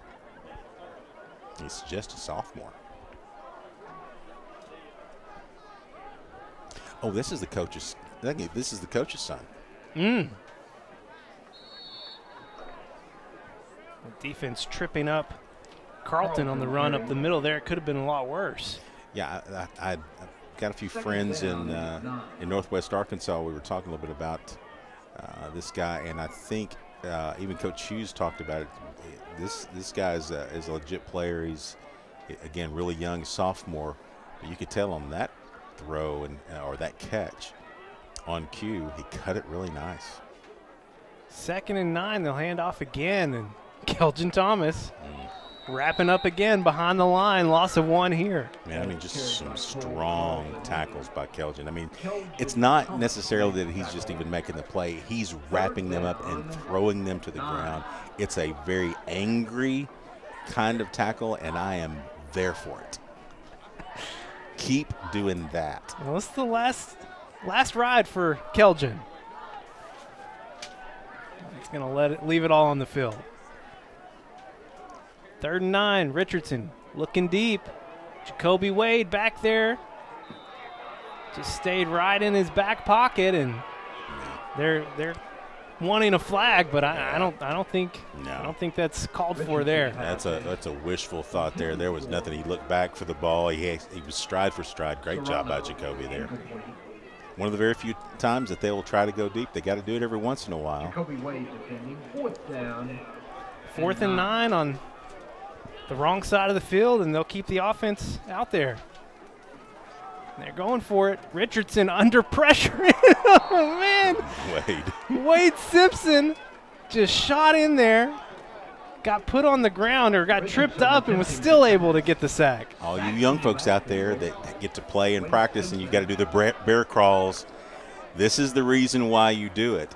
You get down there, you keep going, you keep everything moving at the ground. That's the reason why you run that play. So Wade obviously did his bear crawls in practice. So good for you, man.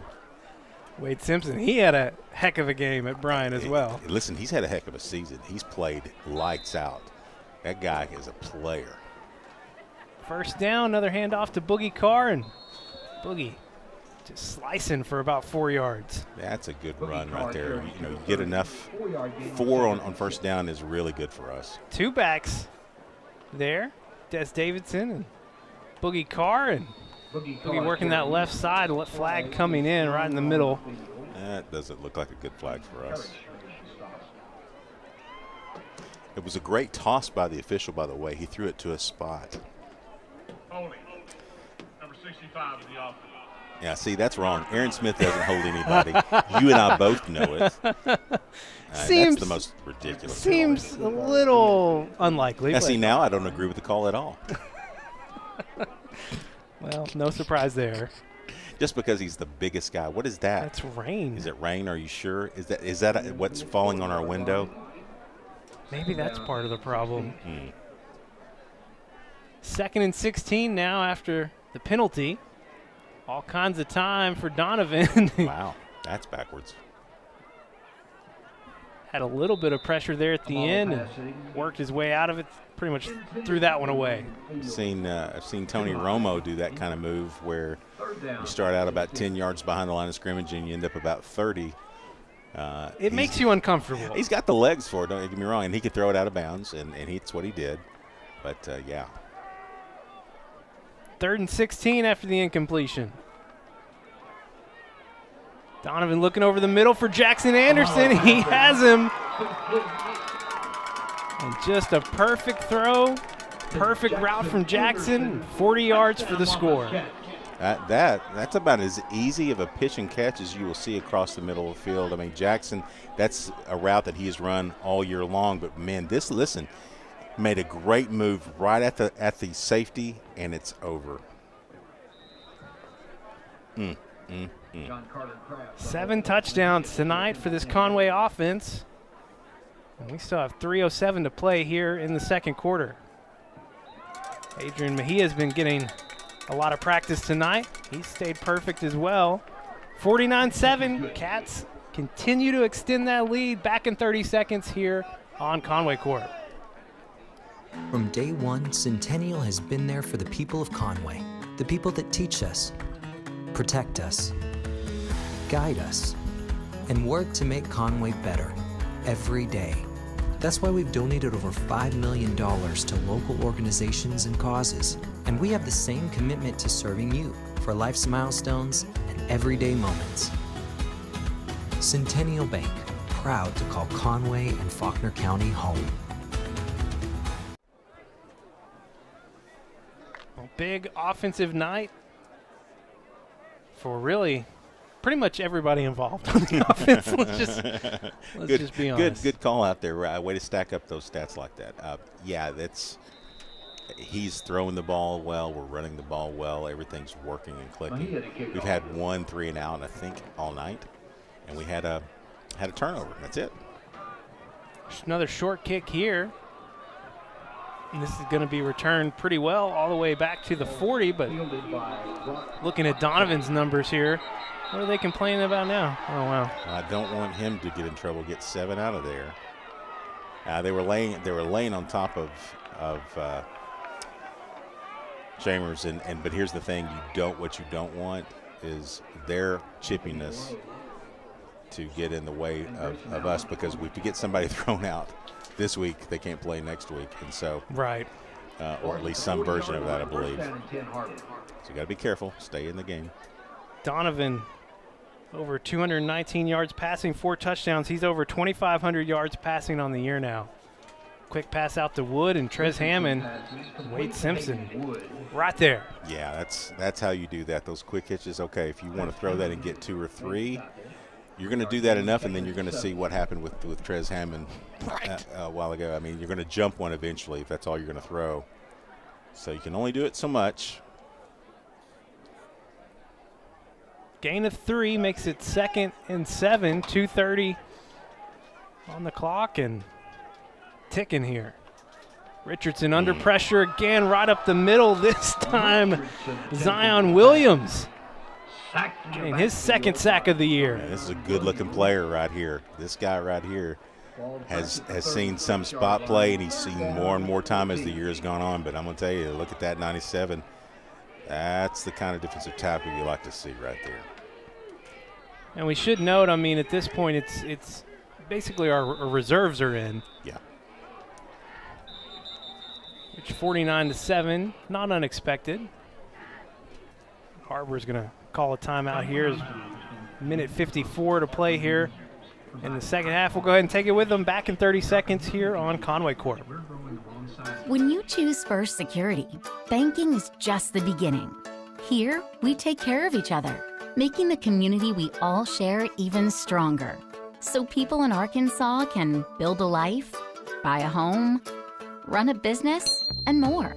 Strength in numbers and neighbors. It's another way First Security helps Arkansas bank better.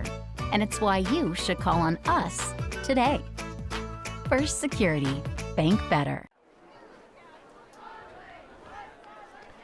Back live here at John McConnell Stadium, and it's just been a big night for your Wampus Cats here in the opening round of the 7A playoffs. Stats has got it at 55 yards total offense for Har-Ber at this point. Richardson, they go back to that little tight end pitch again here, and you can see why they like it. Wow, Zion. Luke Adams he's a load. And Zion Williams.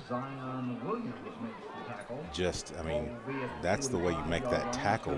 Really good tackle. Man, a couple of good plays here by Zion.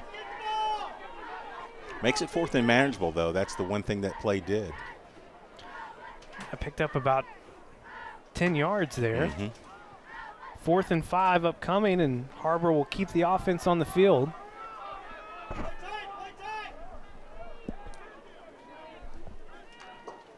Richardson, design rollout to his left, and just really no one out there. Overthrown and turnover on downs. We'll get another look at your Conway offense here before the end of the first half, and Phil Sherry will come in at quarterback. That play had really no chance, to your point. I mean, it was not going to be, the throw was not there, but also we had it completely covered up. Jonas Cecil was going to be blowing that up initially. So now you get a chance to see Phil Sherry. Some of the starters still out there, though.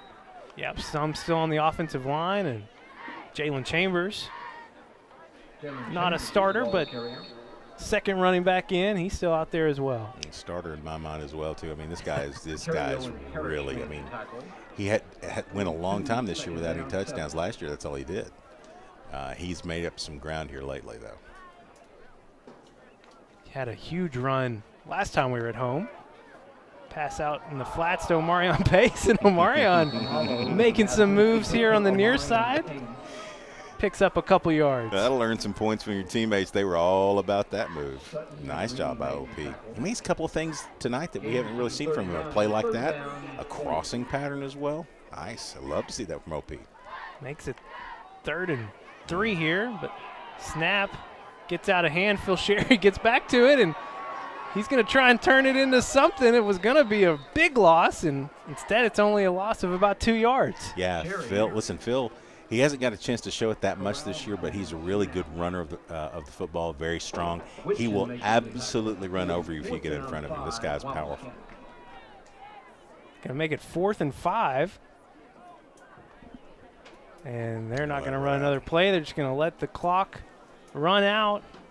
Already have a huge lead here at the half. It's 49-7. Wampus Cats up big here in the opening round of the 7A playoffs, as we kind of expected, Tim. Yeah, this is on paper what it showed to be, and it's really kind of come out that way.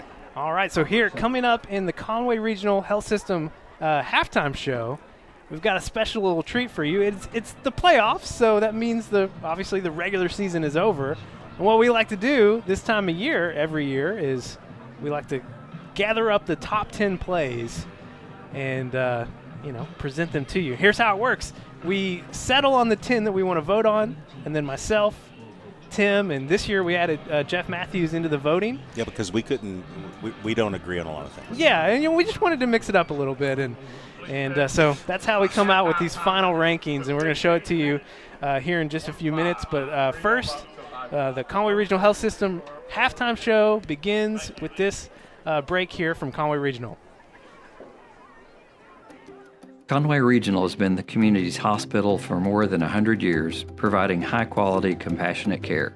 As our community continues to grow, we're growing alongside you to ensure all your healthcare needs are met right here in Conway. Our award-winning team, led by board-certified interventional cardiologists and emergency physicians, delivers one of the state's best door-to-balloon times for emergency heart care when you need it most. So when you're facing a heart emergency, trust the care you'll find down the hallway, not down the highway. My name's Thad Harden, and I'm a doctor here in Conway. I'm on the Conway Regional Hospital Board and have been there since 2017. I also serve as the chairperson for the Arkansas Duck Derby. The Arkansas Duck Derby is a competitive duck hunting tournament that benefits the Conway Regional Foundation. We take local landowners who have donated their time and their land and pair them randomly with teams that have registered ahead of time. Those landowners and teams will get together and figure out where they're going to go and what time to meet up, and then they'll go hunt. When they're done hunting, they check back in, bring all their ducks back to Conway, and then we have random scoring. And then whoever scores the most points wins. The Duck Derby banquet is a banquet that takes place the night of the hunt. We'll have over 1,000 people there. We'll have live auction, silent auction, raffles. We'll have all sorts of things for people to do, for men and women and children. We'll be giving away over $10,000 worth of guns, truck, side-by-side, boat. We have the grand prize raffle, which will be a truck that's been camouflaged and lifted and all the bells and whistles for a duck hunter's greatest desires. At the banquet, we will actually finish the scoring for our teams to see who won. So there'll be some live action there, some suspense to see who won the Duck Derby and takes home the cash. Pretty much, it's a great time for anyone that wants to come, hunters and non-hunters alike. So the Duck Derby benefits the Conway Regional Foundation, most of the proceeds going towards the Men's Health Initiative. And the Men's Health Initiative is exactly what it says. It's a program that provides for the needs of men that just don't go to the doctor. And I'm really excited this year, we're gonna help fund 2 new programs through the Conway Regional Fitness Center. One is called Rock Steady Boxing, which is a program to help patients with Parkinson's disease. And the other one is a program called Script to Fit, which is a prescribed program that is provided by the fitness center that is more than just therapy or a nutritionist. It's all encompassing, and it has a program or a track for diabetes, for cardiovascular disease, for deconditioning. So it's a total plan to help get the patient back where they need to be, and the foundation is going to help pay for that and significantly reduce the cost burden to the patient. Men's health is really important to me because as a man, I've seen what happens when men don't take care of themselves. I've seen primary care patients come in to see me in my clinic, and they're too far gone. There's nothing we can do for them because they didn't do what they were supposed to.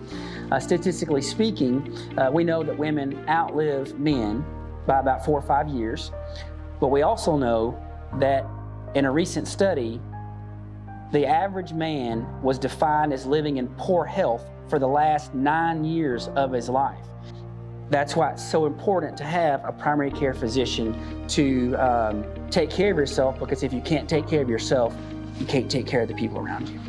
So the most important thing that I could tell a man to do is to find a doctor.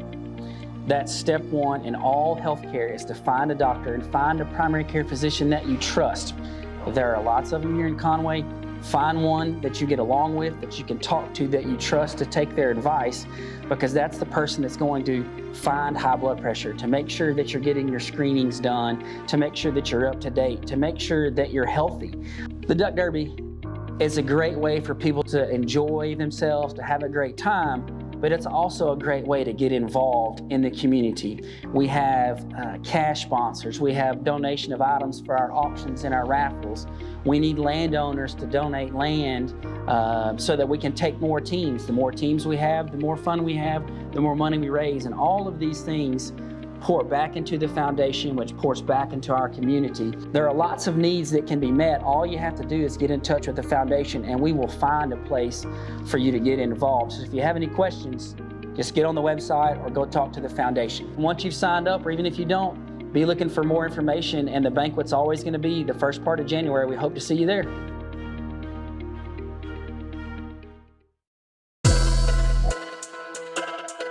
Perez in the backfield. Give him the ball on the left side, and ball is on the ground. Picked up by Jonah Cecil. Has he got it? He got it! Scoop and score for Jonah. Ball came out. What a great tackle off of the edge. That was Big D, I believe. They got the contact behind the line of scrimmage. Ball came out way in space, and Jonah Cecil picked it up, and made the distance. First turnover forced by this Conway defense, and they take it back for 6. As it should be. As it should be.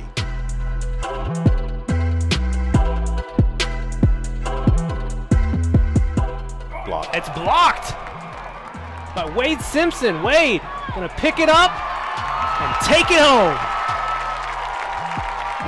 Touchdown, Conway. Woo! Wade Simpson. Boy, what a great clean pickup on a spinning ball. That is tough to do. You know it's there for you. This is your one time to get a touchdown, and he made it happen. What a great job.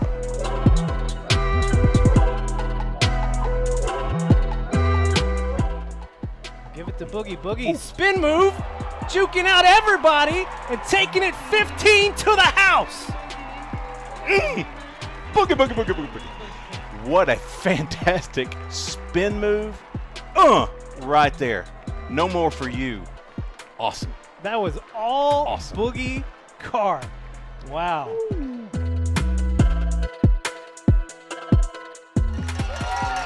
Fourth and goal from the 1. Ball is fumbled. A goal line stand by this Conway defense. Turnover on downs. Oh my God, what an amazing stand by your defense. That's 3 series down there, and they've come away with 3 points. Please be a wake-up call. We got to get something going here. Give it to Jalen Chambers on first down, and Jalen wakes up your Conway offense. Past the 40, still on his feet. He will not be caught. Touchdown, Conway. 67-yard score for Jalen Chambers. Wake-up call. That's a wake-up call. Man, what a run. Listen, when he hit the seam and he got just beyond the linebackers, it was absolutely over. He saw the green. Look at this speed. Yeah.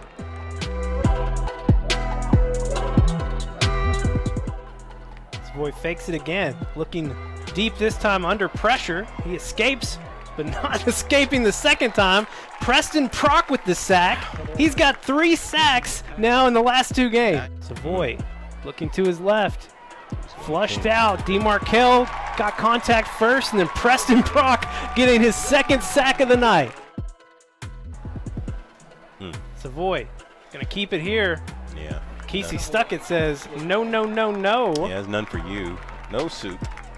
Northside will start this drive in the second half at the 20, and pressure again for Savoy. He escapes Braxton Nixon, but does not escape Kesey Stuckett.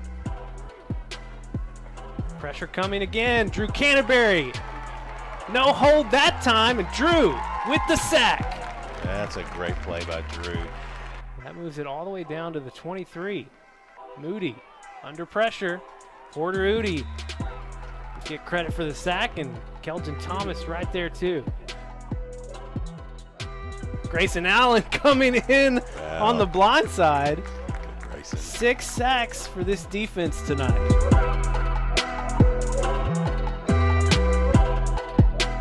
First and 11. Fake it to Jalen over the middle for Chris O'Neal. Chris has a lane, and Chris is not going to get caught. Ooh. 84 yards, quick score, just like that. Wow.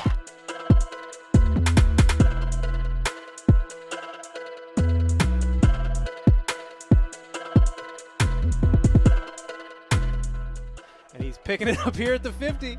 Uh-oh, more trouble here. Q Wilson got some blockers out in front. The last one was called back, not this time. Q Wilson returns the punt, 50 yards for the score. My man lockdown, Q. What a great run. This blocked so well.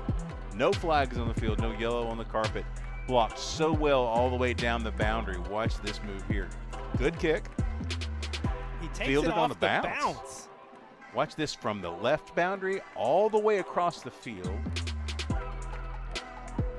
Just flashing the speed. Had so many blockers out in front. Zai Blakely was Zai like, was calling it at about the 30. Chris O'Neal, man oh man, we might have another one here.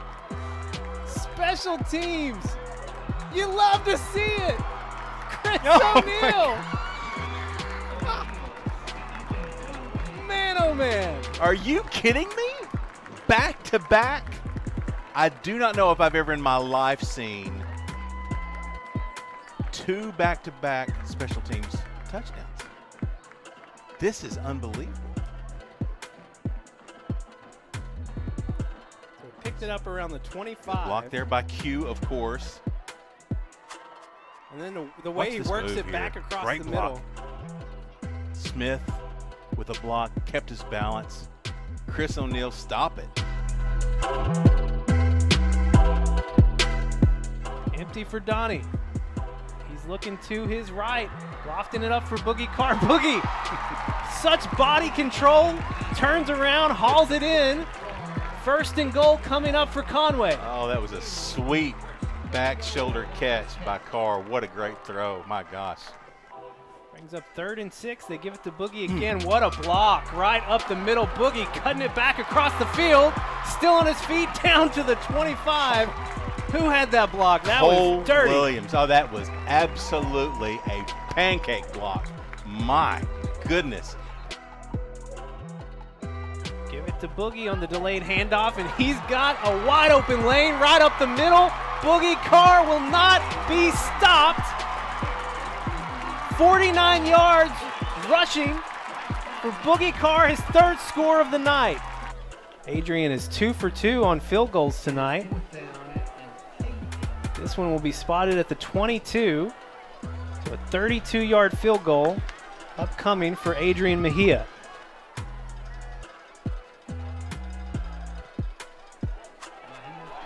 Kick is up, and it is good. Adrian Mejia, 3 for 3 on field goals tonight. Conway with a 9-point lead with 5:29 to play.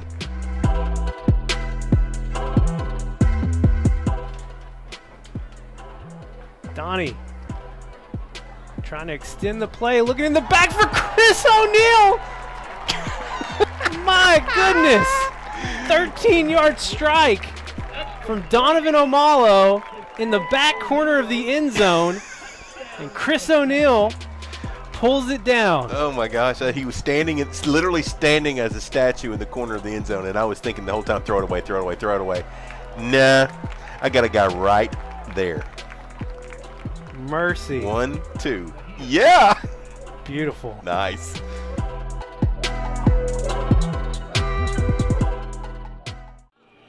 Well, there you have it. That was our top 10 plays, or moments, of the 2022 regular season. And I'm not going to lie, I voted that last one number 1 for me. So that's... There were a lot of people impressed by that play, including the official who looked like he was signaling a touchdown, but I think he was going, oh, my gosh. Yeah, what happened? Yeah, no. Oh, man, fun times, fun times. We love that. It's been a great season. We've had a blast. Wampus Cats 8-2 on the year and up big here in the opening round of the 7A playoffs.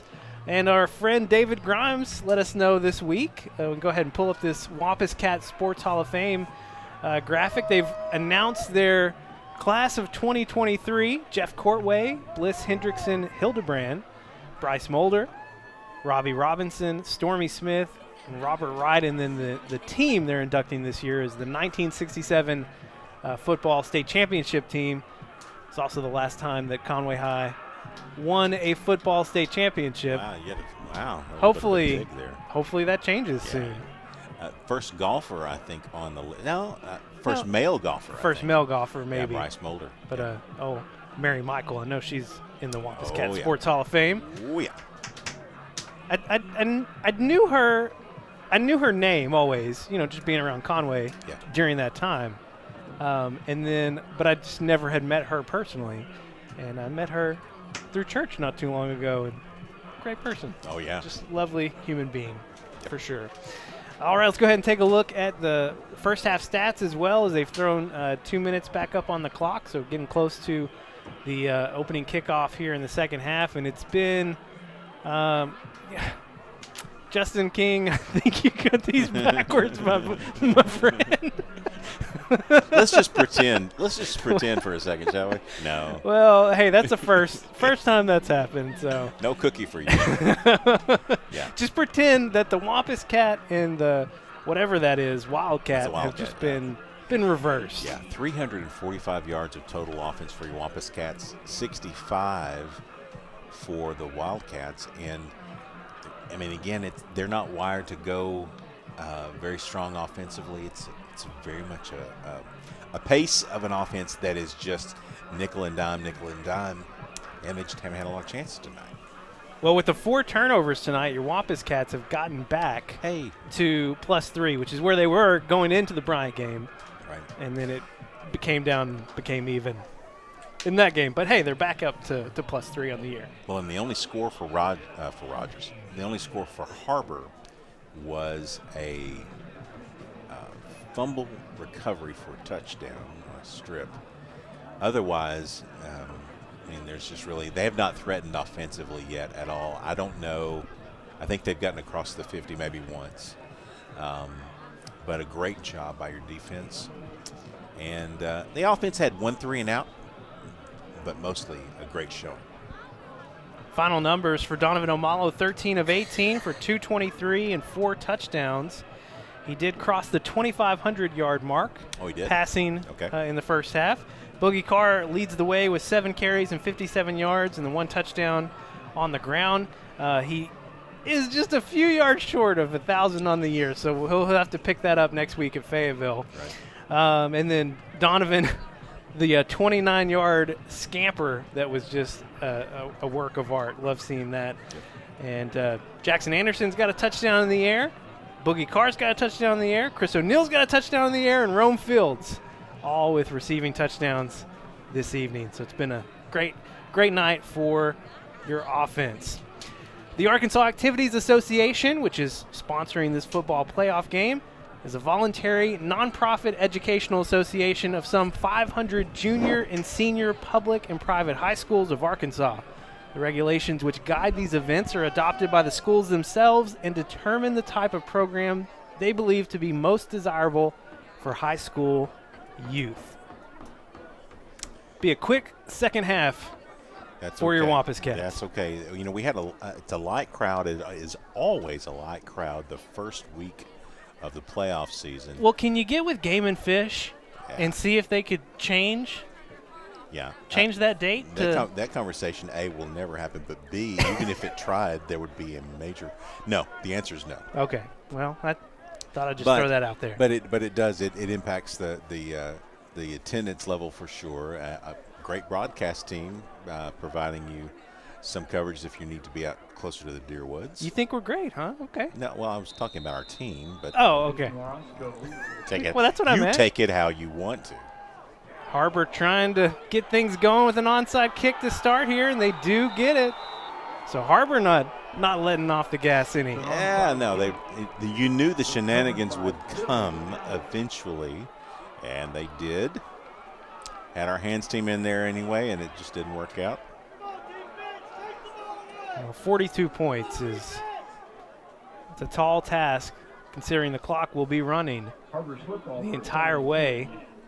But hey, maybe first time Har-Ber's been on this side of the field tonight. I think it actually is. Richardson looking to go deep here.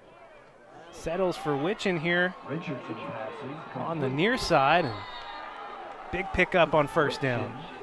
Yeah, Witchin is again a threat. Good throw there. Got a little bit of time. Made a good throw. Takes it down to the 18. As Buchanan checks in. Witchin in motion. They'll give the ball to him on the sweep. Seth Fortune closing in from behind to make the tackle. Yeah, really good tackle by Seth. Seth is a good tackler of the football. Pretty much the entire set of defense here is reserves. Time for them to bow up. They were probably not ready to play just yet, but got some guys in there that can really play. Justice Hills on the defensive line. Hand it off right up the middle. And just a push there. Great effort. I believe that was Carlton. Will be stopped short. Good tough run there. Made good contact to the line of scrimmage as your defensive line did, but just could not hold it up. Got Austin Watkins, Justice Hills, MJ Jones, and Sherrod Griffin there on the defensive line. Grayson Allen in at linebacker. Handoff up the middle. Leans forward, and we do have the call here on the near side. Touchdown, Har-Ber. Really good drive by Har-Ber. They got the ball on the onside kick, and just very quickly, one good pass play, and then really quick cadence by them. That's the sharpest they've looked, obviously, all night. First offensive touchdown. Yes. Of the night for Har-Ber, and they will keep the offense on for the 2-point conversion attempt. Richardson getting it out quick, and he connects. 2-point conversion is a success. As he connects with Hayden Wood. Makes it 49-15 with 9:44 to play here in the third quarter. Back after this break on Conway Corp. The Smith Ford family loves football too. We have a variety of vehicles on the lot and ready to drive to any game. Our customers are treated like family. You'll receive the personalized service you expect and deserve. We make purchasing a vehicle easy with a hometown feeling and no hassle guarantee. Come by and experience Smith Ford's family customer service in Conway on Oak Street or on the web. Wayne Parrish attempting the onside kick again, and your Wampus Cats do recover, making it interesting there, but Jackson Anderson does ultimately secure it. Yeah, went past the first line of defense, and then, man, still a little bit squirrely on the carom, but Jackson Anderson able to pull it in. Start this possession with Caden Henderson in the backfield. First look at Caden tonight.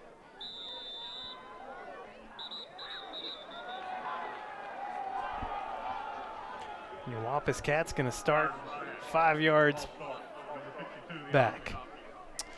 Yeah, hasn't been a very good start to the second half for your Wampus Cats.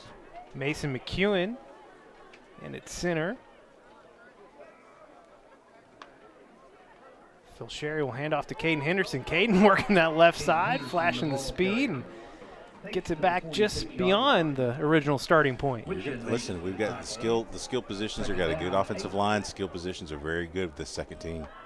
Derek Haynes in at right guard. Will be another handoff to Caden Henderson. Caden took a little pop there, but picked up 1 or 2 more. It's a good tough run. This guy right here, low to the ground, looks very small, but man, he packs a punch.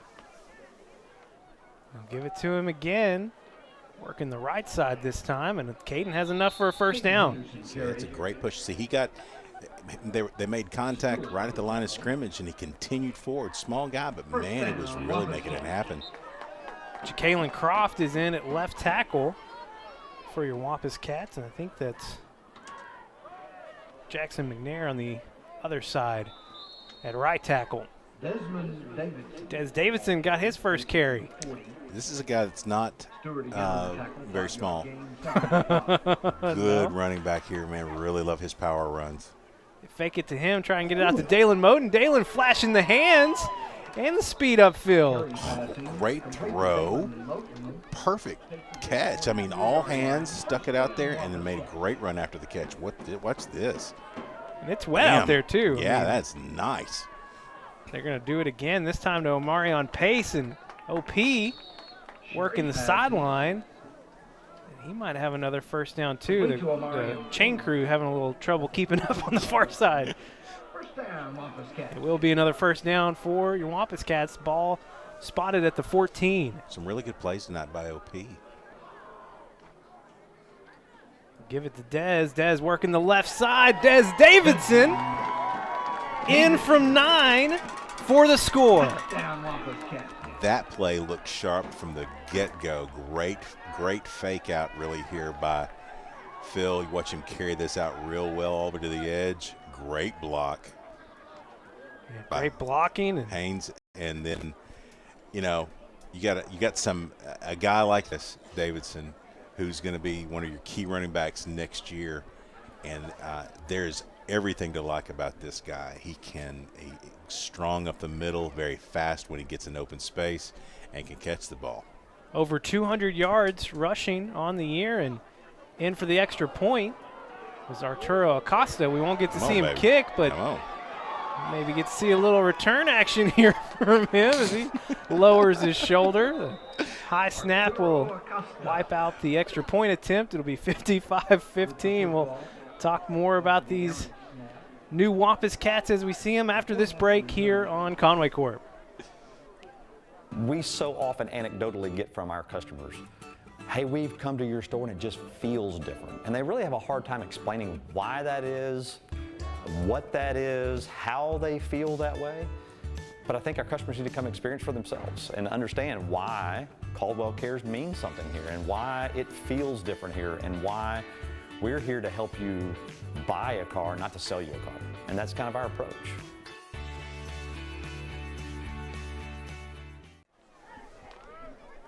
Back live tonight here at John McConnell Stadium, and Wampus Cats up by 40.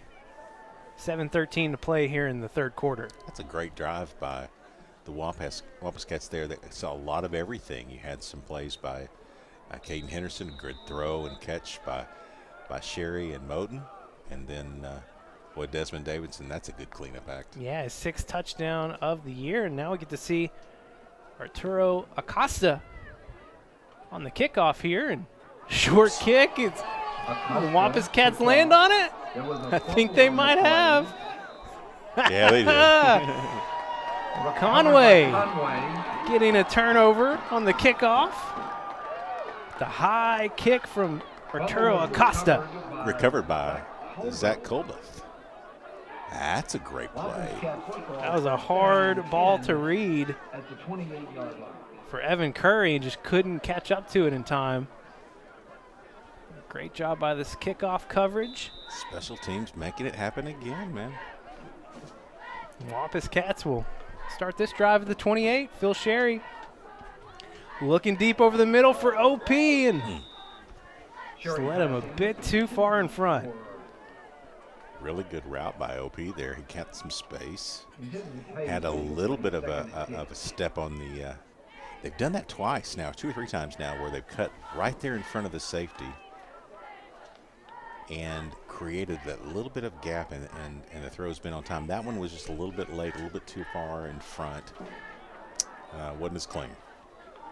2nd and 10, they'll give it to Caden. Caden working the right side this time, and he's just picking up chunks. Well, and the thing about, not only is he a hard runner, which he absolutely is, but he's again small enough to where you get in behind those big guys as you're moving. Hard to find where you're gonna who the guy is, and he's making the most of it. Another pass out to Dalen Moten. Dalen, almost worked out of a shoestring tackle.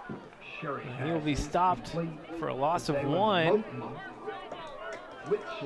We definitely have. We're going to see our first field goal team here. We've seen Arturo Acosta come in here in the last few kicking events, but going to go back out to Adrian Mejia here.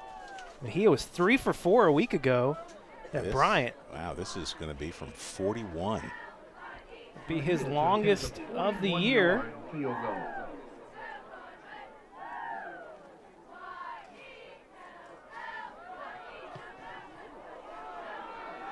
that will be no good. A little bit of a low snap. Couldn't get the hold just right, and kick will be no good.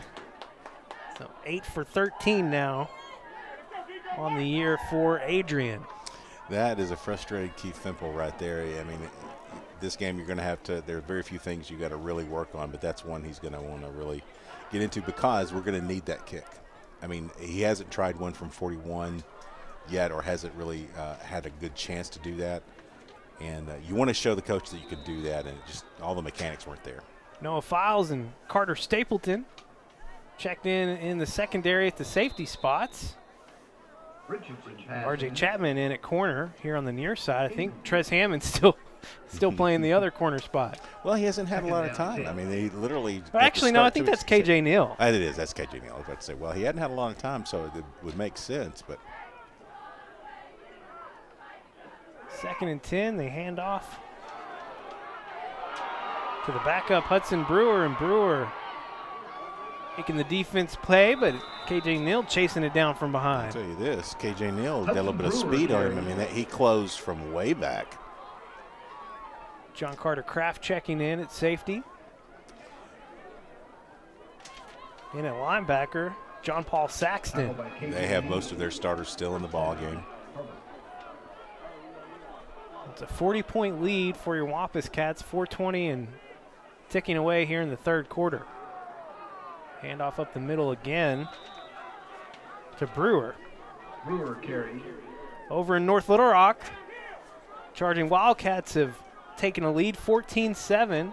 Wow. 6:42 to play in the 3rd quarter over Southside. 2nd and 6. Another handoff to Brewer. Working that left side. He's got another first down.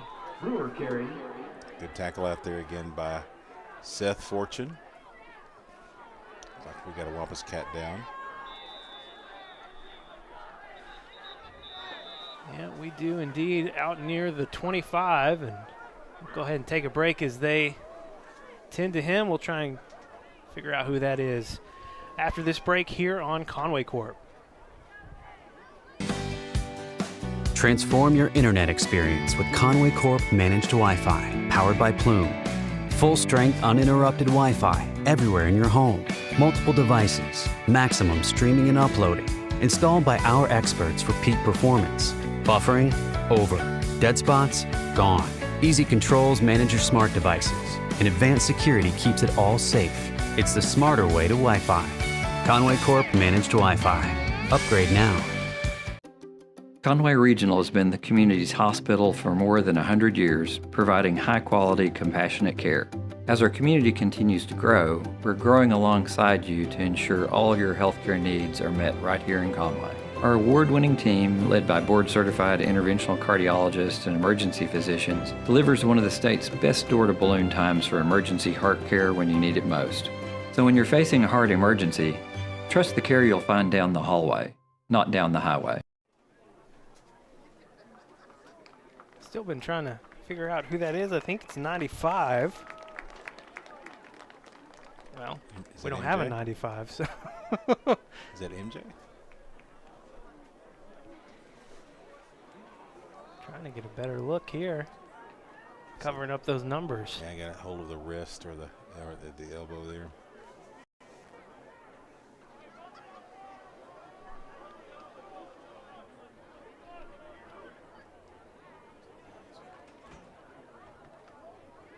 '93, maybe? No, that's Kesey. He's definitely not out there. 95. Says 95, but we don't have a 95 on the roster, so. Not sure who that is.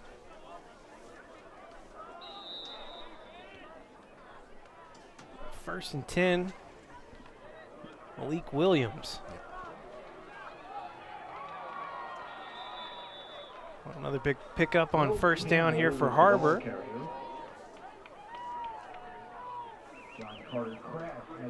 John Carter came up from the secondary to make the tackle there. 14-yard line. First down and 10, Har-Ber.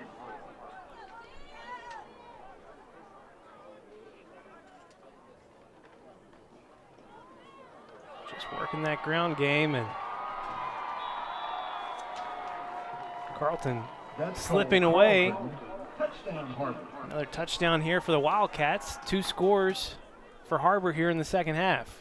They're 2 good drives by the Wildcats. Now they have all of their starters in, and we are into our second and third team reserves. But still, they are working hard. Har-Ber is to put some points on the board. We're trying equally as hard defensively. A little bit of a mismatch right now. They will go for 2 again here.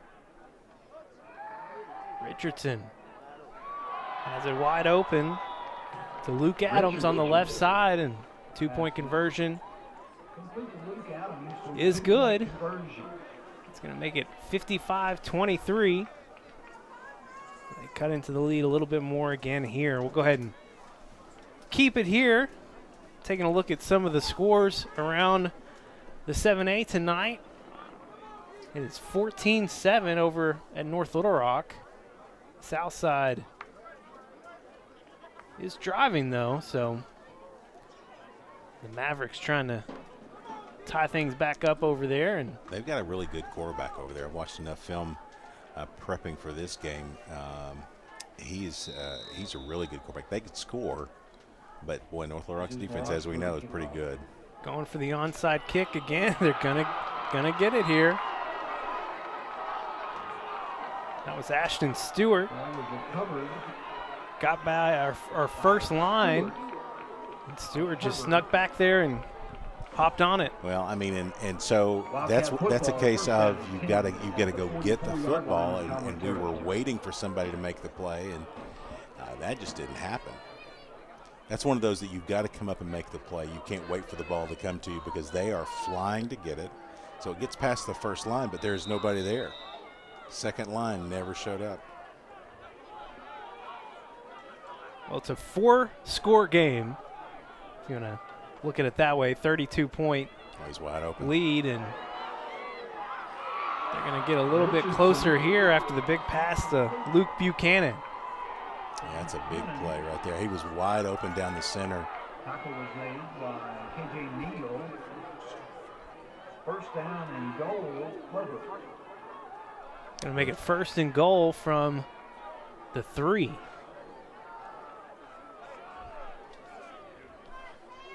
Give it to Carlton, working that left side, and he's in again just like that.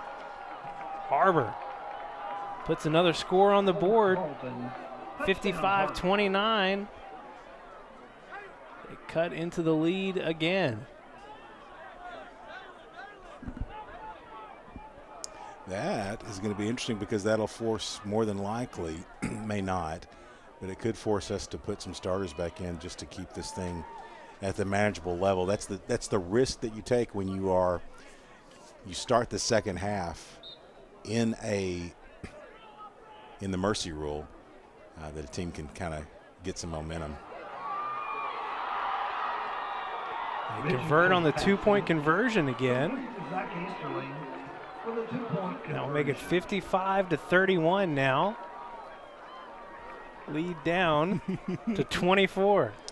Yeah, that's a little uncomfortable. 3-score game, Tim. Yeah. Now, once again, they're doing all this on our backup. So the problem now is that you had guys that had basically prepared themselves to be done for the night that may have to come back into the ballgame, both offensively and defensively. Well, it all really starts with the hands team here because they gotta secure the ball. Right.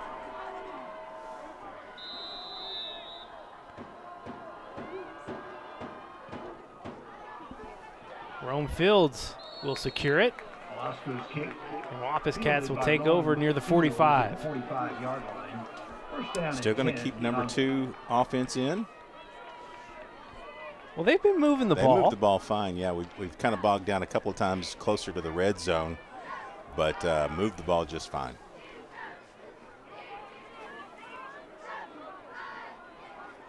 Des Davidson will start this possession out there alongside Phil Sherry. Got Jack Shriver, Dalen Moden, and Jaden Hughes. Out of receiver on the far side. Des Davidson doing Des Davidson things. Whoops. And very quickly, 55 yards for the score for Des. Well, that's the sign of a team that you've come to love, the Wampus Cats responding in an in-game situation. This is just well blocked. Watch the blocks here on the front side. Derek Haynes, Jackson McNair pulling. Yeah. Good key block there. What a great block. Real tight seam there, but just enough for him to work through, and then the speed. As this extra point is blocked. It will stay a 30-point game after the score. Man, oh man, this has been interesting. Well, and again, there's no excuses here. You got to be sharper than that. All of our folks need to be prepared to play, and we just haven't looked good in the reserves in terms of defense and our special teams. Southside has tied it back up at 14 all into 3:18 to play in the third quarter over in North Little Rock. So that's a number 4 out of the Central versus number 5 out of the West. Kind of, I'll be honest with you, I really thought at North Little Rock that they would really find a way to put some more pressure on Southside, but kudos to Southside.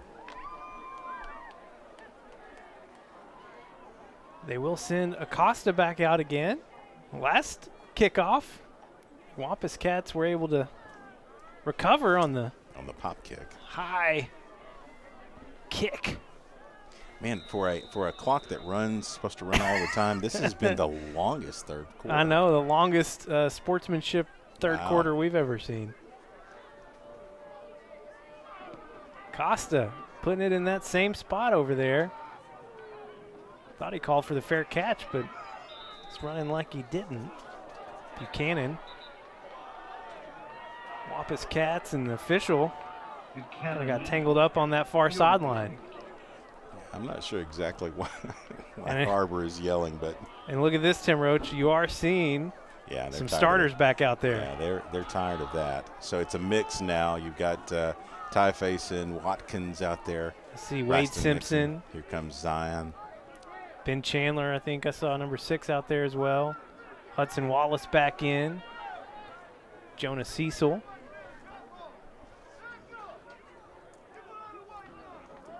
Richardson going to swing it out, and that pass is going to be incomplete. Richardson The pass was intended for Altum. Incomplete, 2nd and 10. I tell you what, this is going to be a real coachable moment for your Wampus guys. I mean, again, you got to look for some things out of this, and that one of them is you've got to be prepared to play when your number is called and your time is come. You got to go. 2nd and 10. They'll hand it off to Brewer, and that's why those guys are back in there, clogging that up right there. Austin Watkins getting in there too. Zy Blakely. Comes Jacoby Wade back in, going to play a little bit of linebacker. Looks like now changing it up. Kind of a nickel package now for your Wampus Cats. In a third down, 9. kind of an obvious passing down. 3rd and 9. Richardson looking over the middle. R.J. Chapman there in defense, and that was a great catch by Will Campbell. Wow, that's one of the toughest catches you leave. R.J. Chapman made the tackle. First down. Coming over the middle, R.J. Chapman right there. Well contested, and he just was able to secure it with one arm to his stomach. Good. He doesn't feel good right now. No, he doesn't. I think that was a handoff to Brewer here. Good thing is the clock is working now. Now it's working. When you're not letting them get down the field so quickly. Yeah, I mean it was two drives at least where it was just boom boom boom touchdown. That's going to do it for the 3rd quarter here. Your Wampus Cats take a 30-point lead into quarter number 4, 61-31. Back after this break here on Conway Corp. Transform your internet experience with Conway Corp Managed Wi-Fi, powered by Plume. Full-strength, uninterrupted Wi-Fi everywhere in your home. Multiple devices, maximum streaming and uploading. Installed by our experts for peak performance. Buffering? Over. Dead spots? Gone. Easy controls manage your smart devices. And advanced security keeps it all safe. It's the smarter way to Wi-Fi. Conway Corp Managed Wi-Fi. Upgrade now. Back live here in Conway. Opening round of the 7A playoffs. Your Wampus Cats, the 3 seed out of the Central, playing host to the 6 seed out of the West. And the Har-Ber Wildcats. Har-Ber trying to get back in this thing in the second half, and Hudson Wallace trying to put an end to that. Wow. Well, I mean, that's what a safety's job is right there. I mean, timed so well, playing center field. You get a lob ball again. The vertical game is not necessarily for them. Watch this throw, goes up high with it. Hudson Wallace all the way from the side, covered up well by KJ Neal, but yeah, that's just setting it up for your safety to make a play. Great job by Hudson. Hudson said, "Hey, Trez Hammond, I don't like that you got 4 interceptions. I'm going to tie that back up with my 4th of the year." Finally found some ball hawks in the secondary. Last year it was every game. Yeah, it was something to behold. I don't think we'll ever see another season like that in terms of turnover numbers. It was crazy though. It was just something, man. But hey, I mean, your Wampus Cats, they're putting up some numbers now here late in the season. It's again, if not for the 7 turnovers against Bryant, we'd be in a good spot. But you got to count those, unfortunately. They forced 15 turnovers on the year, and what are we up to now tonight? 4 or 5? So. How many do we have stats? Caden Henderson carried. Turnovers. Is that the 4th or the 5th? Whitchin made the tackle. It's 3rd down, 5. 5th, so 20 turnovers. 6th. 6, wow. 21 turnovers now on the year that Conway is forced. So they got there, just happened a little later. Always the optimist.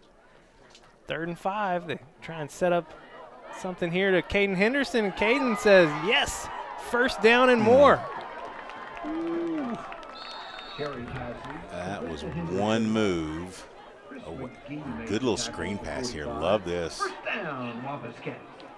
Jackson McNair sealed off the boundary, and Caden got the 1st down and more. Flag coming out on the far side after the handoff here to Des Davidson. Did he see a hold or a legal formation maybe? We may not have been set up. We may have been moving at the line of scrimmage. 12 men? Oh, on the defense, okay.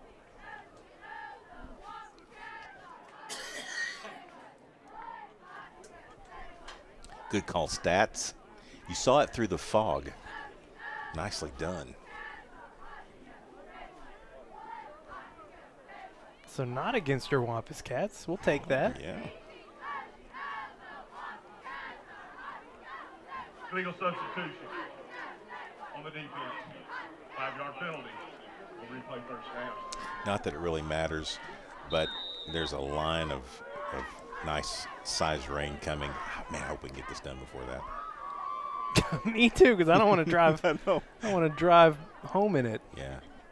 Well, and Har-Ber's going to go back to a place where they're getting some frozen precipitation right now. So, well, safe travels to them. It's a long trip back home. Des Davidson on 1st and 5 is going to pick up 1 or 2 here.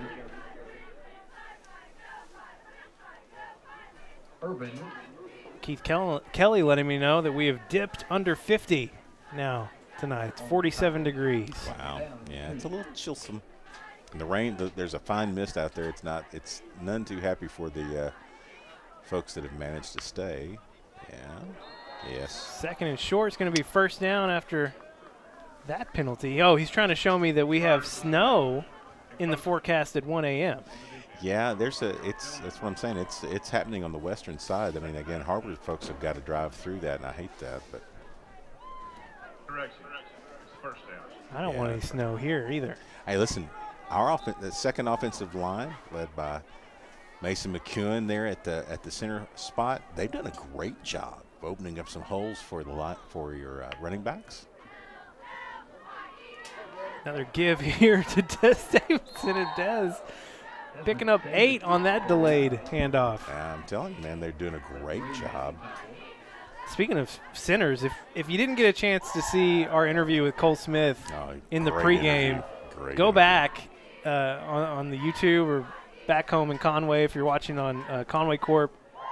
It was a great interview. I mean, all of them have been great this year. I've been really impressed, but Cole Smith was something else, man. I really enjoyed talking to him. He was so smooth in his. I mean, he literally. I mean, for a young guy, you get in front of a camera and it's gonna be on there. You don't want to mess it up. Man, he did. Not only did he not mess it up, it looked like if he did, he's gonna go, yeah, it's okay. It's all right. I'll live to see another day. Well, it was just interesting getting the perspective of not just an offensive lineman. We've talked to several this year, but the center and just all the responsibilities that he has.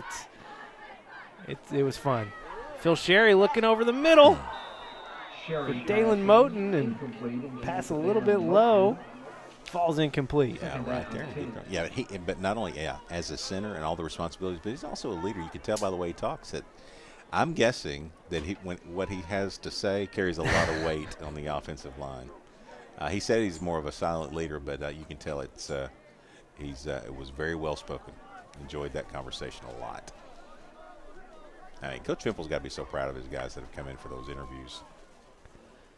Hand off to Caden, working the left side now, and Henderson carries.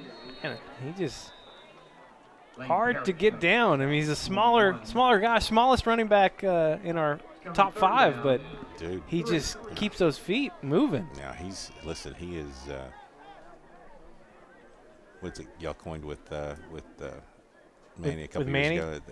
All gas, no brakes. He just a churner, man. For a small guy, he really gets it done. 3rd and short. Made a little move to his left. It's going to be real close. Think he might have the 1st down, and he does. Yeah, nicely done. Henderson. Here comes Dez back in. Dez with 2 touchdowns tonight. Dez wants to take the look of a vulture here. Caden has done all the work to get here. Hey, I think I believe it was yesterday, Des Davidson's 18th birthday. That's right. Number 18 for my man 22. That's my old football number. Love that number. 1st and 10 from the 17. Dez making a cut upfield. Here he goes. Vulture. Touchdown number 3 for Des Davidson. All 3 here in the second half. He's got 8 now on the season. Listen, I want to wait and see what happens with conversation with Caden. See what this is like. What a great move here. Again, great block. Mason McEwen, great block. Oh, my gosh. 3, 4 perfect blocks there. Just an awesome job by your offensive line. I mean, Des, he made it happen, but he had a lane, man. Extra point is up and good for Arturo Acosta. Hey, go Arturo. 68 points tonight for your Wampus Cats. They have patted the lead back here in the fourth quarter. Back after this break on Conway Corp. Conway Regional has been the community's hospital for more than 100 years, providing high-quality, compassionate care. As our community continues to grow, we're growing alongside you to ensure all your healthcare needs are met right here in Conway. Our award-winning team, led by board-certified interventional cardiologists and emergency physicians, delivers one of the state's best door-to-balloon times for emergency heart care when you need it most. So when you're facing a heart emergency, trust the care you'll find down the hallway, not down the highway. 68 points here tonight for your Wampus Cats. 5:08 still to play. I'm not putting 70 out of the picture just yet, Tim. No, and I'll tell you, I mean, again, for a sportsmanship rule entire second half, this thing has lasted 2 hours in the second half. How does that happen? Well, it was all the quick scoring and that's a good point. Onside kicks that Har-Ber was getting, and Arturo Acosta. Deeper ball. Yeah, his deepest of the night, returned back at around the 10. Uh-oh. Chase down tackle from behind from Braden Omalo. Oh, that was Serrano, yeah. Either one of those guys get it, they can go. At the 38-yard line. Still seeing some of some regulars back out there. Yeah, not that many, really. Not as many as before, yeah. Still, Drew Canterbury's out there still. Jacoby Wade in at safety. Quick pass here from Richardson. Connecting over on the right with Scott Porter. Good open field tackle by Jacoby Wade. Going to give up, at this point in the game, you're going to give up some of those. Make them earn it all the way down the field. You just don't want to be gash plays. Second and short. Another jet sweep here. They've had some success with that tonight, but not much going there. Good tackle by Griffin Sherrod. We called his name on several games where he's had tackles on the edge there. Nice tackle. No gain. Be 3rd and 2 here.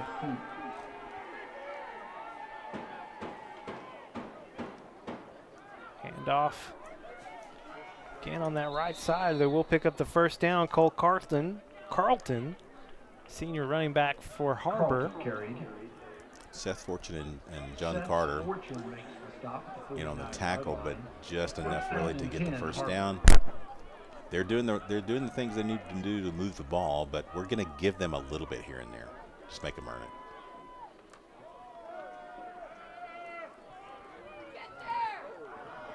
Incomplete pass there from Richardson.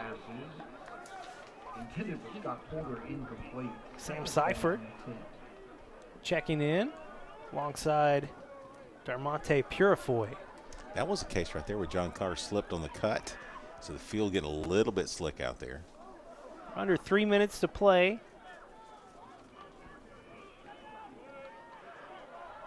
Richardson working short routes out on the boundary.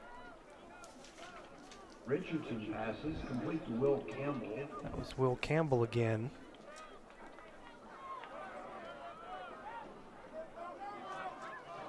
Third and 3 here for Har-Ber. Third down. Handed off to Buchanan. Jacoby Wade cutting him off, and Buchanan's going to slip on the wet turf. Gets credit for the play there. Way to go, Jacoby. Self-tackleization. Okay, Andy. Okay. Self-tackleization. It's fourth down. The matriculation book there. Makes it 4th and 10 now. Richardson flushed out. He's going to pick up the first down as he goes out of bounds. The true fans sticking around here. Yeah. Late in this game, and they want some stops still. Yeah, they don't want to see another score put up. Don't blame them. 8:02 to play over at North Little Rock. Still a tie ball game, 14 all. Yeah. I might have to sit here in the booth and watch the end of this one. Grayson Allen. Good tackle there. Stepping up. He made our top 10 plays, or top 10 moments 2022. Got one of the 6 sacks against Northside back in week 7. Good tackle on the edge there by Grayson. What are they doing here? Well, I'm not sure, but we came up with the football. Sam Seifert came up with the football, so I don't know that it was necessarily a fumble, but they're going to keep going with it. 2nd and 6 here. Richardson looking deep. In and out of the hands. It was a nice pass there from Richardson as he was trying to connect with Altum. Just out of reach. We're under a minute now. 3rd down 6. I'll tell you this, KJ Neal's got some speed. He got burned early there, but really made a good closing play just to make that close.